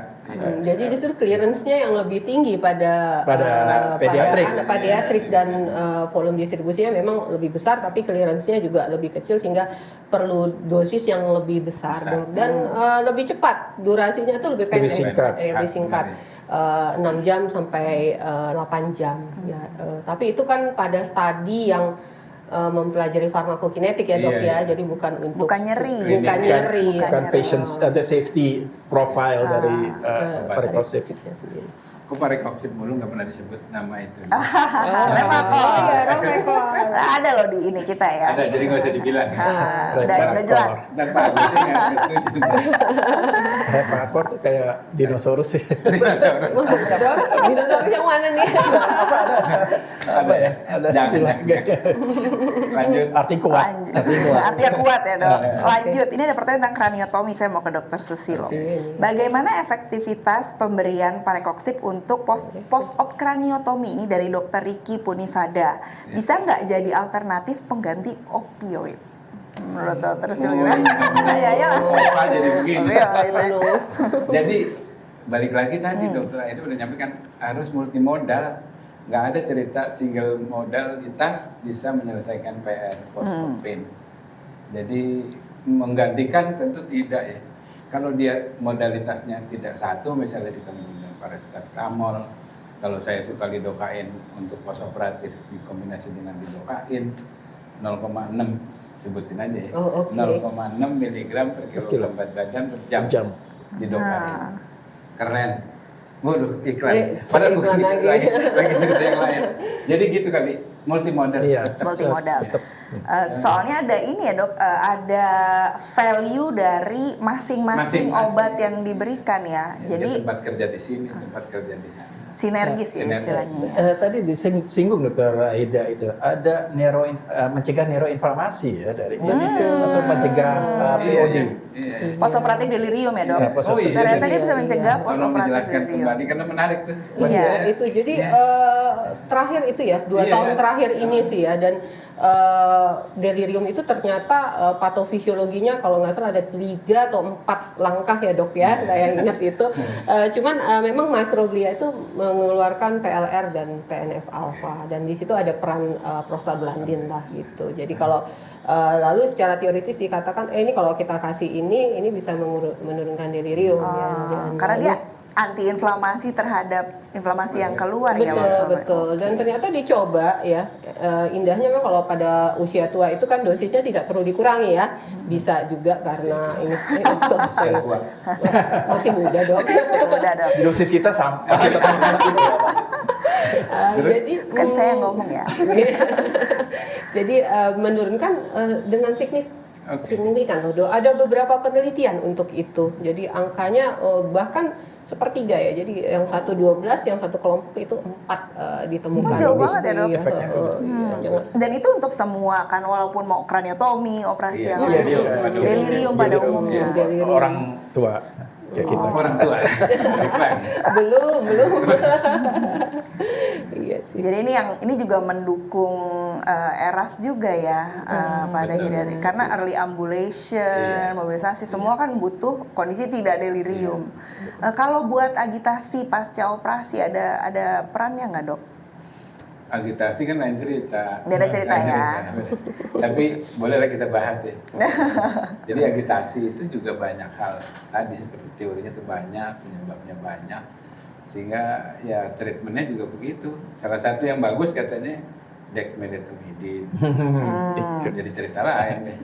Ini multimodal soalnya kan, multimodal. Ya, salah satu kan pain ya. Pain itu menyebabkan agitasi ya, salah satu jalurnya. Macam-macam lah. Jadi ada penelitian yang pakai itu loh dok. Kalau teman-teman mungkin pernah dengar itu network analysis dok. Jadi dibuat berupa bola-bola yang menggambarkan populasi yang diteliti. Jadi misalnya dexmedetomidine tuh bolanya gede gitu loh. Parecoxib ada di situ dok, tapi masih kecil, dan garis yang menghubungkannya juga masih tipis ya. Jadi kalau dia udah besar, populasinya dengan kontrol dihubungkan besar, kemudian garisnya besar, nah itu menunjukkan efeknya yang signifikan. Nah itu dexmedetomidine dok. Tapi kalau dengan opioid justru dia ngelangkah ke sono dong, lagi ke arah yang sama gitu. Nah di situ berbagai obat yang kita tahu lah selama ini untuk penanganan agitasi ada tempatnya di situ, termasuk parecoxib juga sih dok. Tapi mungkin penelitiannya masih dikit ya, jadi dibuat berupa belum sebesar Dex yang gede gitu sih. Dalam semangat multimodal ini, Dr. Widi bertanya, Widi Yuli Haryanto, izin bertanya, apakah ada tempatnya parecoxib sebagai single analgesia pada ERAS? Berarti enggak ya dok? Kalau untuk single kita sih enggak. Jadi kita memang multimodal buat pain, multimodal buat konfi, anestesi, semua masing-masing kita sekarang kayak arahnya gitu. Ini saya punya pertanyaan dari Dr. Kristiogo. Terima kasih banyak kehadirannya dok. Terima kasih sudah hadir. Dr. Kristiogo nanya kasus nih. Jadi pernah beliau mendapatkan pasien one day surgery. Tindakannya kuretase, anestesianya TIVA. Pasca operasi diberikan parecoxib. Beberapa menit kemudian mengalami kondisi cardiac crisis. Mohon pendapatnya. Dari sini deh, silakan dok. Cardiac krisis apa ya? Nah, masalahnya nggak di ini. Tambahin Chris, tambahin Chris. Gue mungkin mau menambahkan, nanti kita ini. Wah, dokter diuji nih sama ujian kompre dong, ujian kompre nih. kompre nih. Latar belakangnya kuretnya juga apa ya? Perdarahan. Komorbidnya Kenapa apa? kuret? Komorbidnya apa? Ada komorbid apa? Iya, memang disebut ada cardiovascular event untuk NSAID, termasuk cardiovascular, tapi ya ini kan nggak tahu nih penyebabnya apa. Kalau begitu diberikan langsung terjadi, apakah itu suatu mungkin hipersensitif, coincidence, hipersensitif atau nggak tahu. Tapi umumnya ya biasanya nggak sampai begitu berat ya kejadiannya, karena varicocele tuh efek sampingnya ringan sebenarnya. Anafilaktik. Anafilaktik, hipersensitif. Iya, yang membuat varicocele itu mungkin kita harus hati-hati buat orang yang punya riwayat alergi itu adalah gugus sulfanya ya dok ya. Dia masih ada gugus sulfanya. Iya. Alergi sulfa juga kita agak lebih berhati-hati. Walaupun enggak kita baca bukan itu enggak ada juga. hubungannya, cuma ya kita lihat aja Itu salah pasiennya. satu Gitu. ini ya, yang perlu diperhatikan itu pasien dengan itu. Kalau precaution ya. Ya. Mudah-mudahan menjawab nih pertanyaan. Mudah-mudahan menjawab. Kalau kurang, Dokter Kristiogo boleh menghubungi. ditambahkan. Oh, DM. DM aja ya langsung. Oh, udah hebat, please pakai varicocele ya untuk. Iya keren banget. Opinion leader loh Pak. Kesenangan Dexia Medica. Dokter Kristiogo. Dokter Panji menanyakan cara pemberian. Kan kita mau bolus nih. Di awal tadi kita sempat mendiskusikan bolus atau drip. Sepertinya sepakat bolus ya.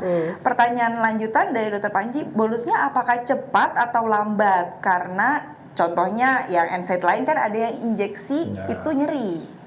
Biasanya gimana Dokter Kalau Arif? di Nasat sih nggak nyeri, nggak bisa, nggak perlu. Varicocele sebenarnya nggak nyeri ya.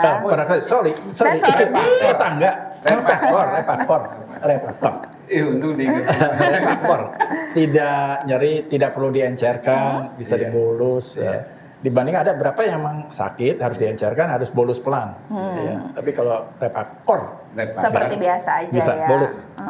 Yang lain juga sama ya dok, nggak ada pengalaman. Mungkin Dokter Panji harus hati-hati mengencerkannya kan dalam bentuk serbuk dan Oh iya, NaCl. betul. Jadi pakailah pengencer ya. Yang aslinya. Di situ disebutkan bahwa varicocele itu sebaiknya diencerkan dengan NaCl 0,9% atau dextrose 5% dong. Jadi yang isotonik jangan dengan aqua. WFI gitu ya. Karena itu akan menjadikan isotonik jangan-jangan dong. perih. Dan itu yang bikin perih ya dok. Betul, Jadi gitu betul kan, dok. pengencernya. Kadang-kadang pengencernya. Jenis ya. pengencernya. Dokter Kristiogo jawab. Terima kasih dokter, sepertinya sependapat reaksi alergi. Thank you, dok. Lulus ya dok. Terima kasih udah nggak perlu ngulang ya. Serem kalau ngulang jauh. Oh jangan, jauh. Ada pertanyaan tentang efek samping gastro dari Dokter Nabil Ainun Sajid. Bertanya pasien dengan varicocele jangka panjang. Ini menariknya beliau menyebutkan varicocele jangka panjang ya. Bagaimana dengan manajemen gastroprotection? Mungkin saya minta pendapat dari Dokter Aida. Varicocele itu jarang Jangka sekali panjang. jangka panjang ya dok, karena dia intravena ya biasanya Oralnya segera jadi. kita change ke oral ya. Kalau memang pasiennya tidak punya riwayat macam-macam ya, pasien sehat itu justru seperti yang tadi saya sebutkan varicocele disambung dengan whatever mau celecoxib mau yang lain itu angkanya sangat rendah sekali untuk gangguan gastrointestinal kan. Kecuali ya kalau memang sebelumnya memang sudah ada ulkus. Sudah punya ulkus ya. Iya. Ini menarik dibahas tentang ulkus karena sebetulnya kita kan selama ini menganggap kalau kita blok COX ya, maka itu tidak terjadi ulkus kan gitu ya. Tetapi masalahnya pada pasien yang sudah terjadi ulkus, justru yang menyembuhkannya itu adalah si COX-2.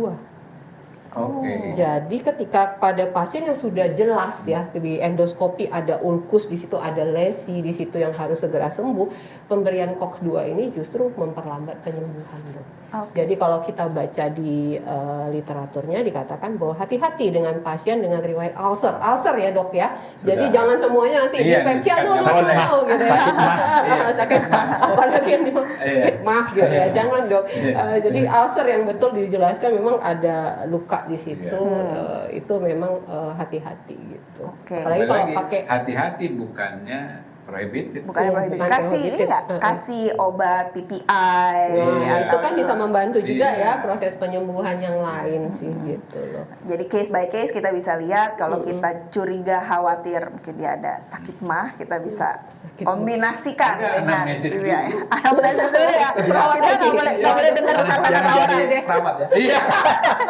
Gitu. Nggak boleh keluar lagi. Marah besok di Kita rumah. harus Saya disurat. kita harus periksa tetap anamnesis dan pemeriksaan Iya. fisik ya untuk menentukan ini perlu dikombinasikan dengan apa. Ini menarik juga pertanyaan tentang chronic pain menurut kebetulan ada ahlinya, Ahlinya, Dr. Bu. Aida nih. Kita Apakah ada ini. tempatnya dari Dr. Wahyu Ratari Wibowo? Bagaimana jika digunakan jangka lama? Misalnya pada nyeri cancer, ada tempatnya nggak, Dr. Aida? Ya. Dr. Aida nih Nggak bintangnya pernah mana? lama ya, itu memang di mana-mana disebutkan tidak pernah lama, harus segera dicari alternatif lain. Pada keadaan awal akut ya kita bisa berikan ya, tergantung kondisi pasien. Tetapi kalau udah agak lama itu harus kita pikirkan untuk men-change-nya karena resikonya itu risk benefit ratio-nya itu tidak sebaik pada keadaan akut ya dok ya. Jadi mungkin lebih berhati-hati aja sih gitu. Tapi tidak menutup kemungkinan misalnya kan kita sering menghadapi pasien cancer dengan pasca operasi ya dok. Itu masih ada tempatnya ya dok. Ya tentu ya. Oh, karena itu Acute akutnya pain-nya, ya. acute pain-nya Iya, masih dong. itu. Bagus. Tapi buat jangka lama ini tidak Bukan penting. hanya parekoksip ya dok ya, jadi berbagai NSAID juga sebetulnya kayak ketorola kita ada precaution supaya tidak diberikan yang intravena deh gitu. Jadi Jangka lama ya. iya ganti dengan oral ya begitu. Oke. Ini kita lanjut ke pertanyaan berikutnya dari Dr. Irfan. Apakah ada yang perlu kita waspadai? Ini pertanyaan terbuka. Apakah ada yang perlu kita waspadai antara penggunaan parekoksip dan interaksinya dengan obat-obatan yang sering kita pakai? Ada interaksi nggak sih dok selama ini? Saya baca ada, tapi saya lupa ya. Ada interaksinya, harus precaution ya, precaution pakai terus terang saya lupa. Interaksi itu kan bisa mungkin kalau yang tadi kita bahas itu interaksi sinergistik ya dok, banyak dengan Ya, interaksi positif, negatif lain. bisa. Bisa juga yang dia mengurangi dosis misalnya gitu ya dok ya. Tapi kalau dari presentasi Dokter Aida tadi sepertinya Kembali ke hati nih, mungkin teman-teman ikut nih dulu waktu farmakologi ya.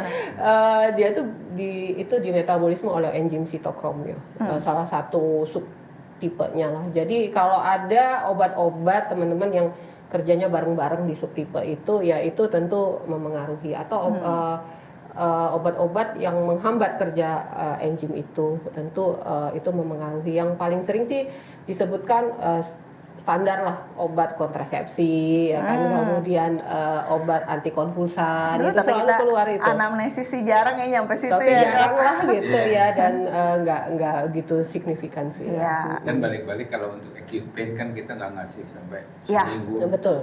Betul. Jadi kita tujuannya memang untuk rescue jangka pendek, Iya. antiinflamasi, perioperatif, mengurangi stress response dan mendukung penyembuhan akut ya dok ya. Benar. Jadi cukup boleh aman dan baik. Ya.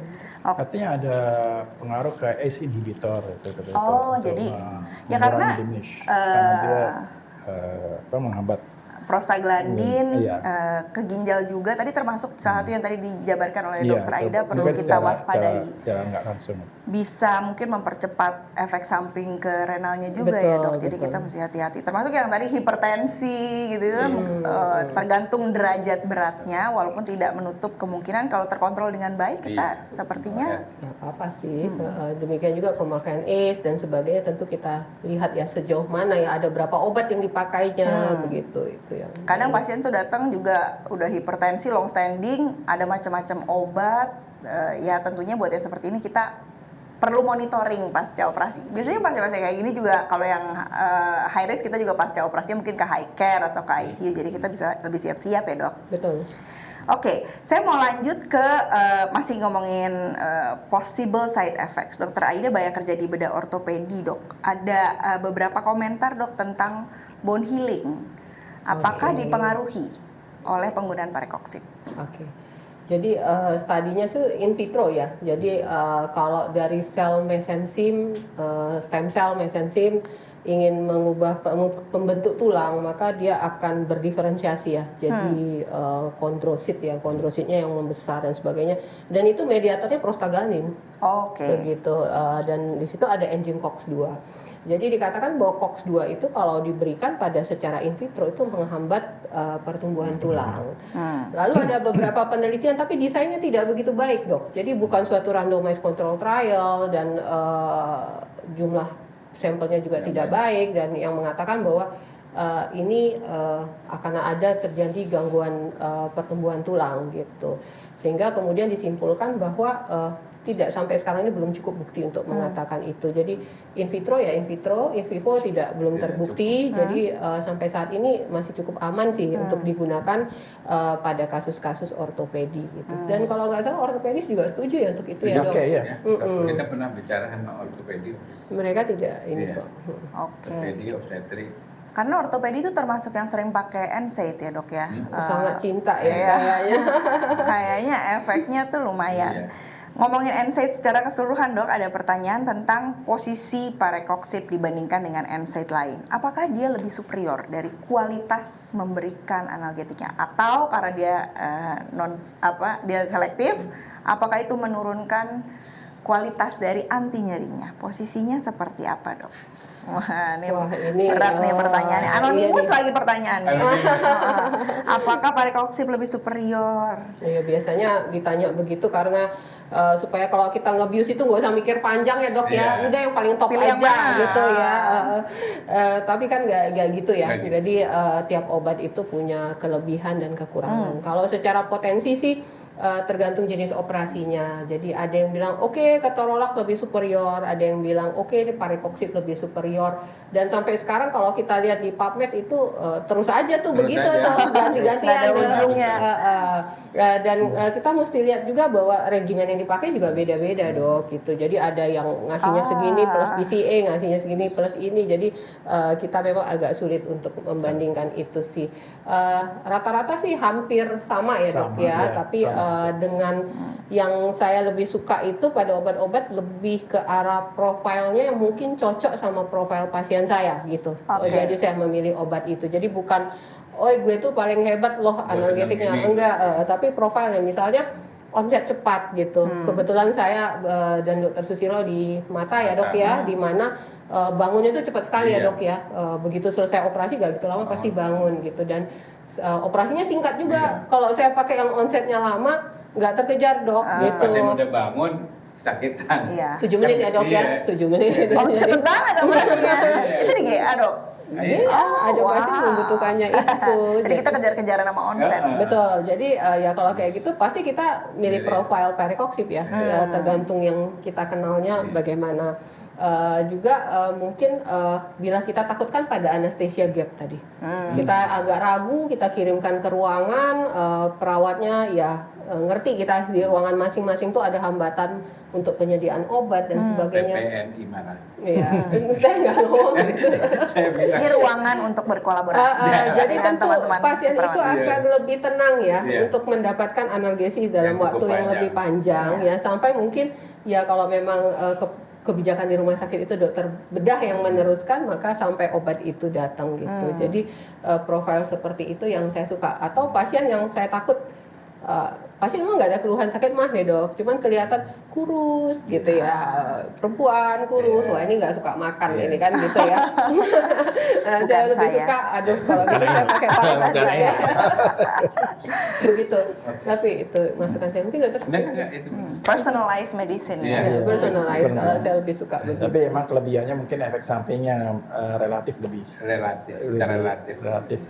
lebih nyaman, lebih sedikit daripada NSAID yang lain. Oke. Dok, ini ada pertanyaan, saya pengen Dokter Sila yang jawab. Dari Dokter Nelly Simanjuntak.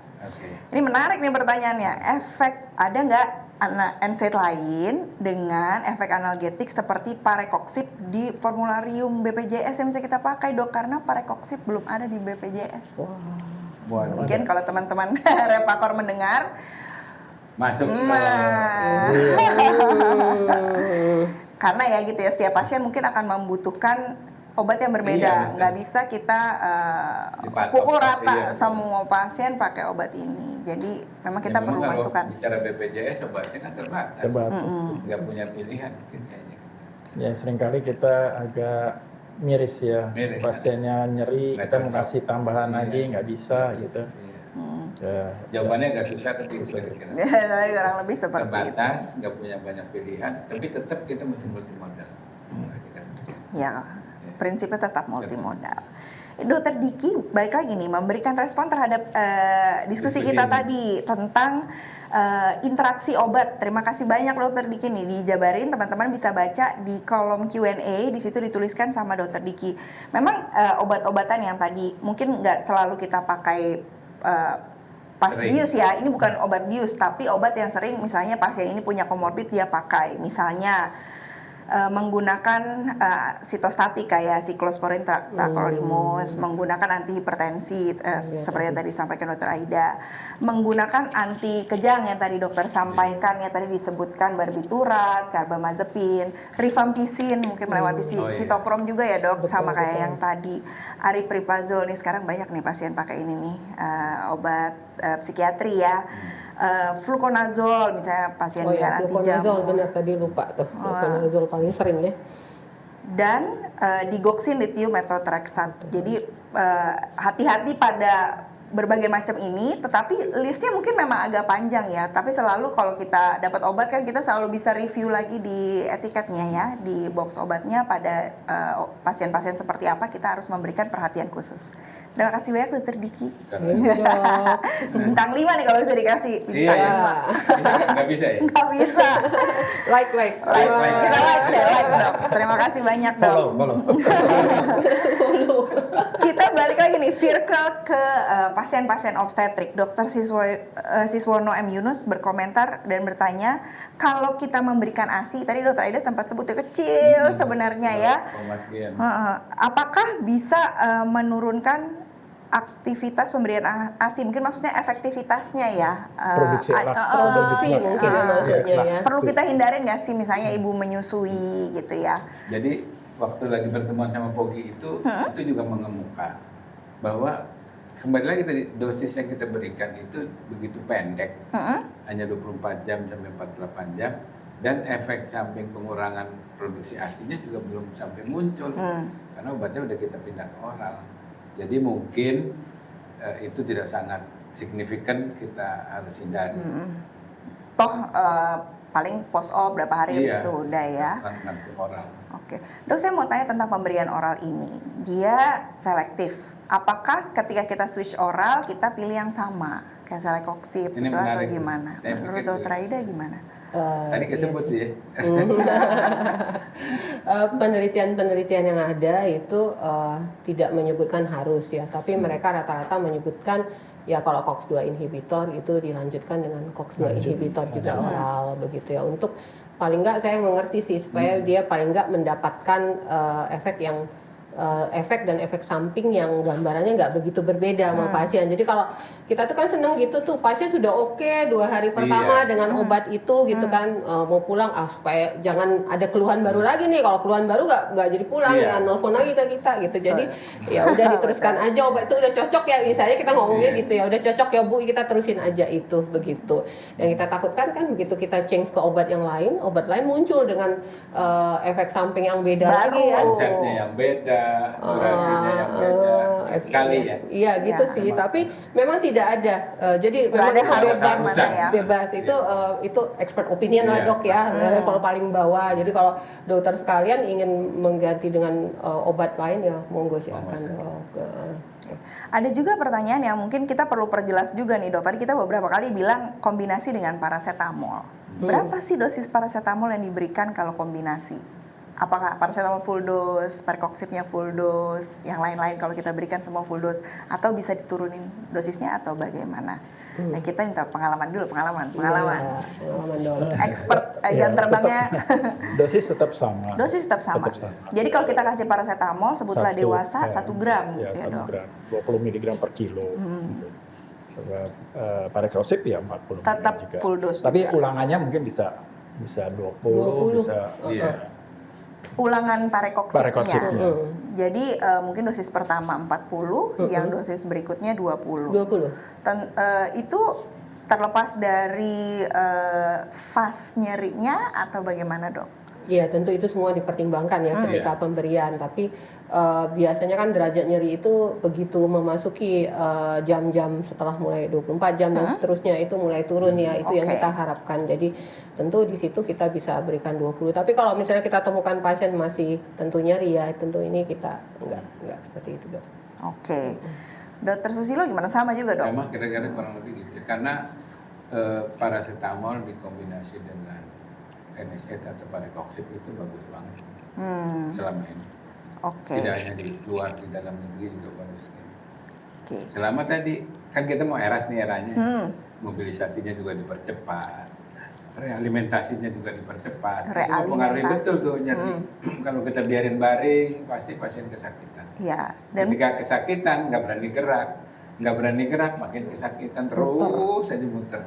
Dia membantu nggak sih, Dok, untuk realimentasi dengan profil nggak ada gangguan ya, kan dengan profil gastrointestinal yang lebih nyaman. Oke. Dari Dokter Alamsyah Irwan, Dok, ditanyakan selain parekoksip ada nggak yang direkomendasikan COX-2 selektif yang lain? So far belum ada. Kalau intravena ya ada, Dok. Oralnya ya. Oralnya ada beberapa. Oralnya ada beberapa. Tapi intravena belum ada kontendernya. Kita masih pakai parekoksip. Dulu ada Rovecocip, tapi di stop karena banyak gangguan ginjalnya kuat. Dahulu kalau 15 tahun yang lalu. Itu kalau kita lihat di grafik tadi itu dia lebih ke kiri lagi ya. Kekuatan COX-nya tuh COX-2 inhibisinya tuh sangat kuat gitu. Iya ya, yang di grafiknya Dokter Aida tadi ya. Semakin ke sini semakin efek sampingnya makin gak enak. Oke. Dari Dokter Irfan Nugraha ditanyakan pada penggunaan SC elektif, nih banyak nih yang nanya pasien obstetrik. Apakah hanya single dose atau 12 jam, kita banyak tadi ngomong per 12 jam, atau bisa per 6 jam menurut dokter? Wah, ini bagus SC elektif. Terima kasih. Tadi Dokter Aida jelas-jelas menerangkan bahwa duration of action-nya ini salah satu keunggulan si parekoksip. Panjang ya, Dok? Ya panjang, 12 jam. Jangan buru-buru, karena buru-buru nanti tadi ceiling efek sampingnya dapat, efek yang kita harapkan nggak muncul, malah efek samping yang kuat. Jadi tetap 12 jam yang terbaik. Cuma balik lagi, jangan sampai timbul analgesic gap. Ketika 12 jam pas overrun balik lagi ngomongin perawat. Jadi tolong benar itu kuncian benar. Kita tidak menjangkau sebenarnya karena itu kan di ruang perawatan.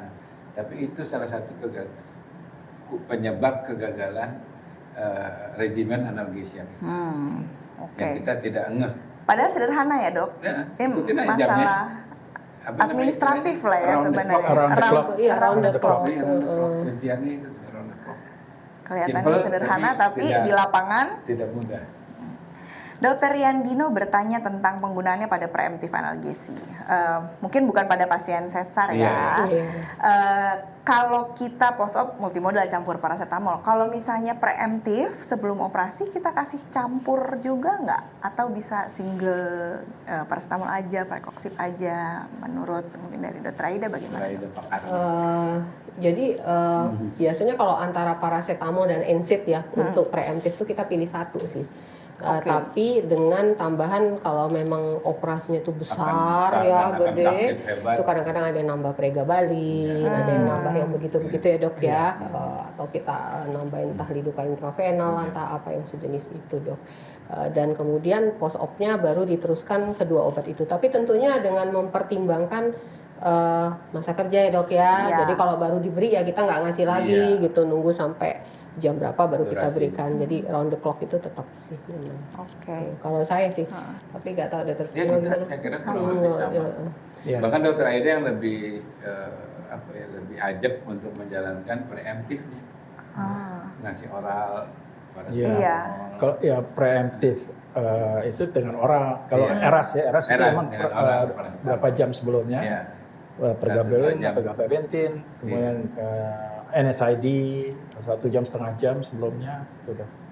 Karena durasi onsetnya kan cepat gitu loh. Dan absorpsinya kalau paracetamol tuh hampir sempurna dari lambung. Dengan Jadi Bisa jadi dengan oral. sangat menghemat ya buat teman-teman yang berkutat dengan BPJS ya dan harus Iya. berperang melawan Harga, untuk mendapat achievement post op analgesia yang baik gitu. Maka pemberian preemptif dengan paracetamol saja oral. Ingat dosisnya harus di-adjust ya teman-teman, jangan dosis antipiretik ya. Iya. 500 ml.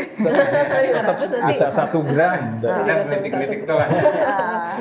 tentu juga lihat pasiennya ada nggak gastrik erosiva dan sebagainya, jadi tidak membuta juga begitu. Nah itu bisa membantu tentunya untuk nyeri pasca bedah. Jadi lebih terkendali ya dok. Bahkan mungkin kalau pasiennya dari rumah suruh beli bawa dari rumah juga Bisa. bisa.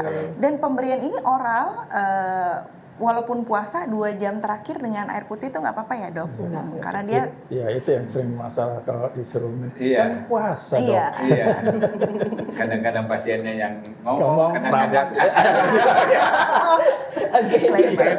Kan pasien sering bilang juga kan puasa dok, mau boleh iya, minum. seringan gitu. Sebenarnya nggak apa-apa ya dok, Nggak apa-apa. karena dia jumlahnya kecil. Kita juga Iya. minumnya tetap dengan Iya. clear Iya. fluid. Air putih bebas kan ya. Clear fluid kan sampai cepet juga ya 1 jam pengosomannya. sebelum pembedahan. Boleh-boleh. Lumayan menguntungkan. Iya. Ini ada pertanyaan tentang anonimus post CABG. Operasi besar tapi operasi kardiak. Ada tempatnya nggak parekoksib? Tadi kita sih sepertinya ke arah enggak ya, tapi bagaimana menurut dokter Enggak, Susilo? Dokter Aida. Ada terakhir. Ya, menurut Iya, dokter Aida. sampai sekarang itu belum ya Nggak untuk ada, CABG itu enggak sih ya.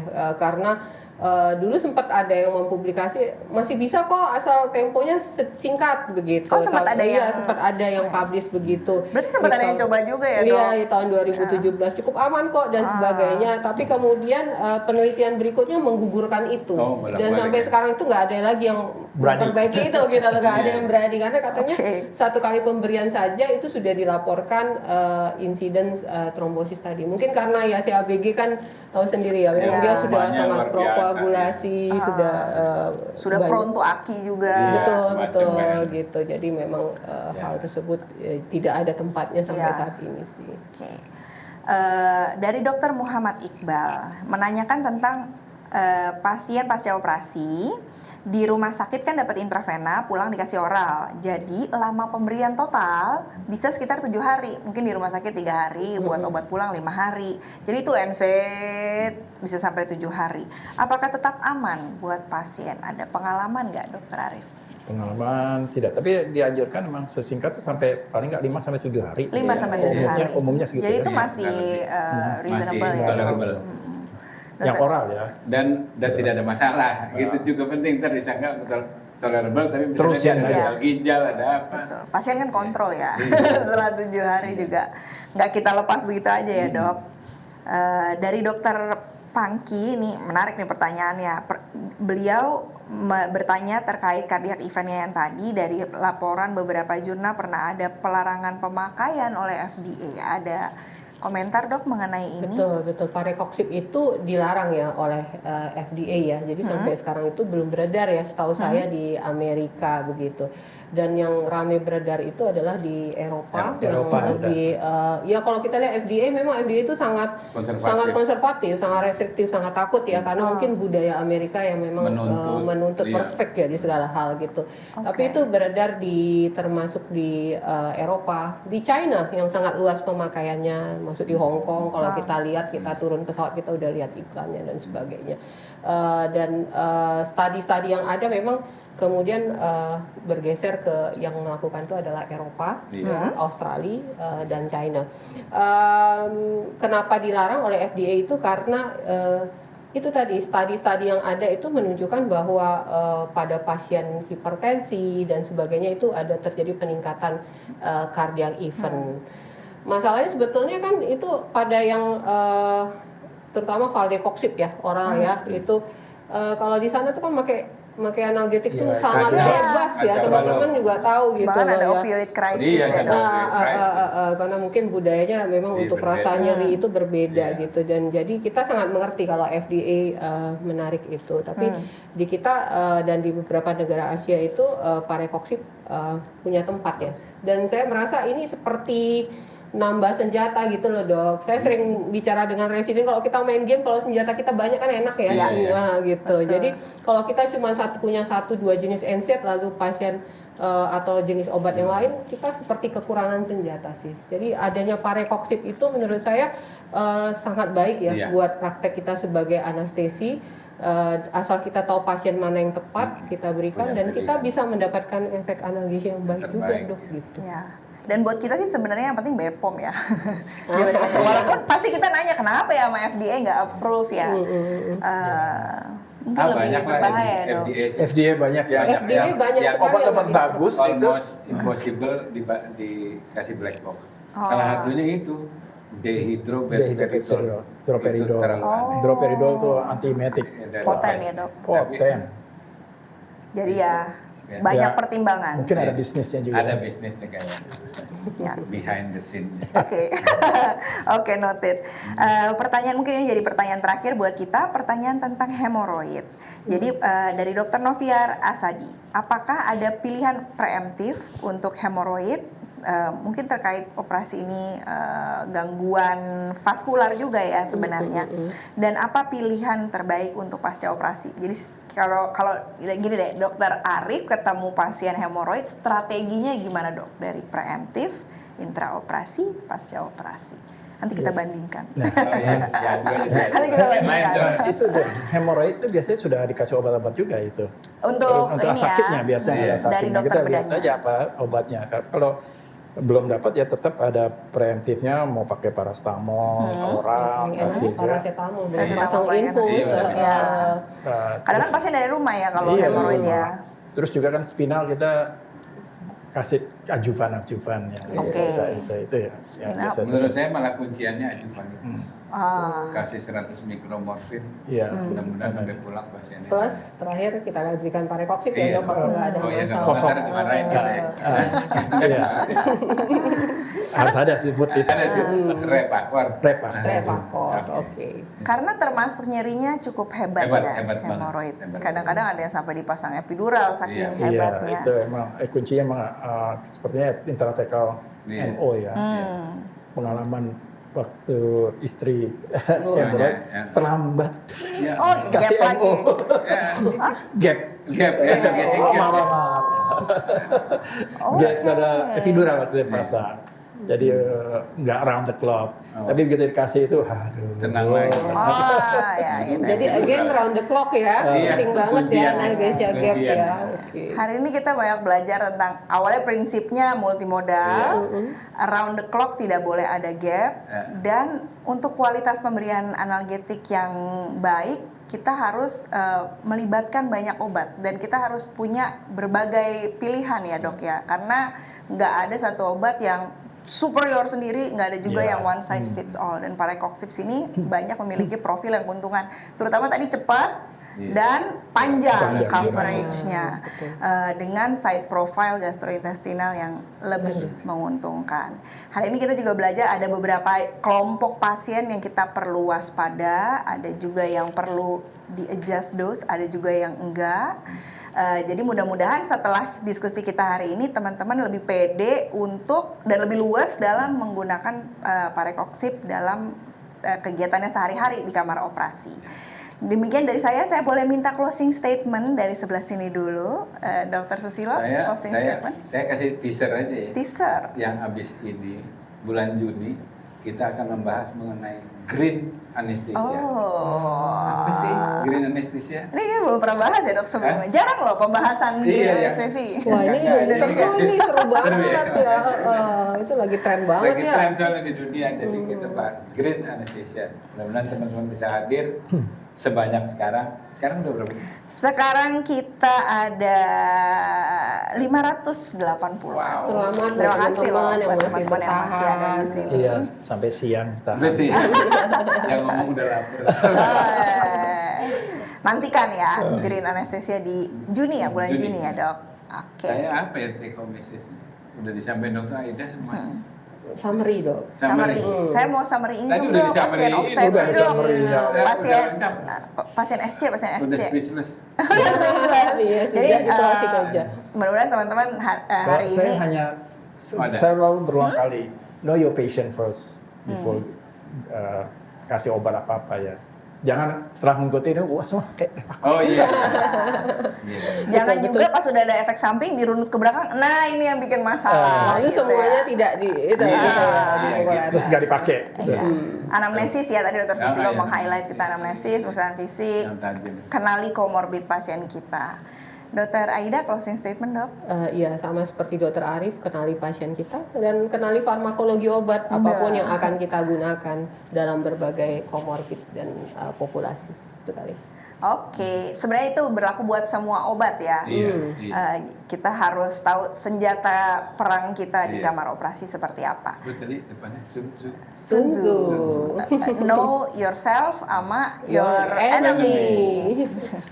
Dan harus tahu senjata-senjata kita. Di hari ini kita belajar satu senjata yaitu Repakor. Teman-teman mudah-mudahan abis ini lebih familiar dan lebih ahli dalam menginstrumentasikan senjata ini di kegiatan kita pembiayaan sehari-hari.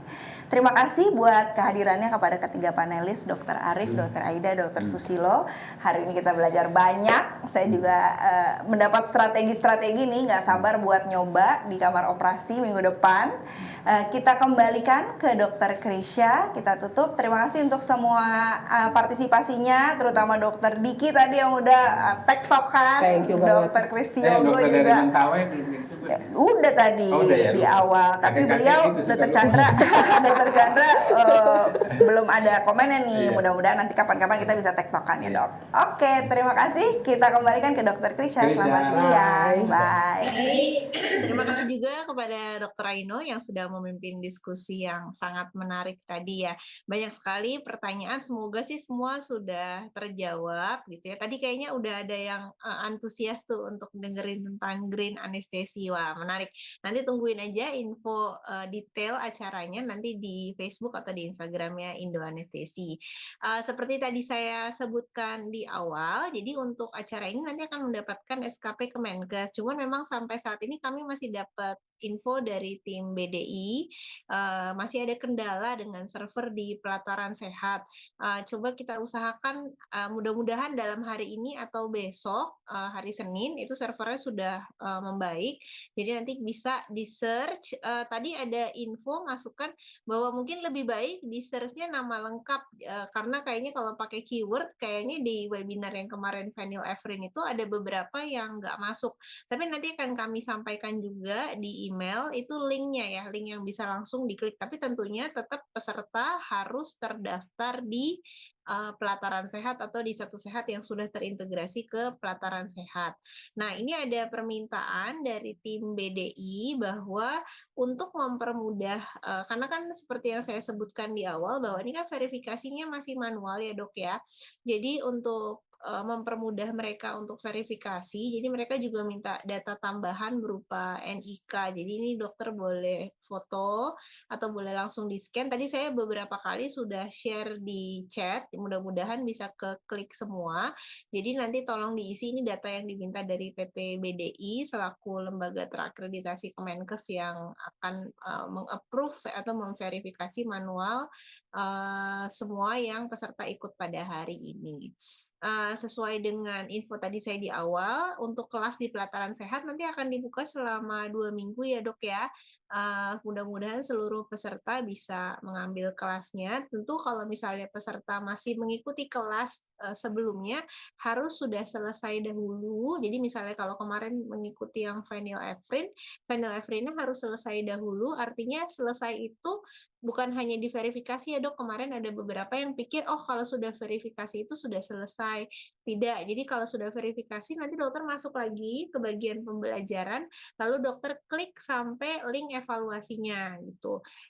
Kalau memang misalnya menemui kendala, boleh kontak kami ke panitia atau bisa coba di waktu yang berbeda karena sekali lagi ini servernya tampaknya memang up and down, jadi harus dicoba beberapa kali sampai berhasil.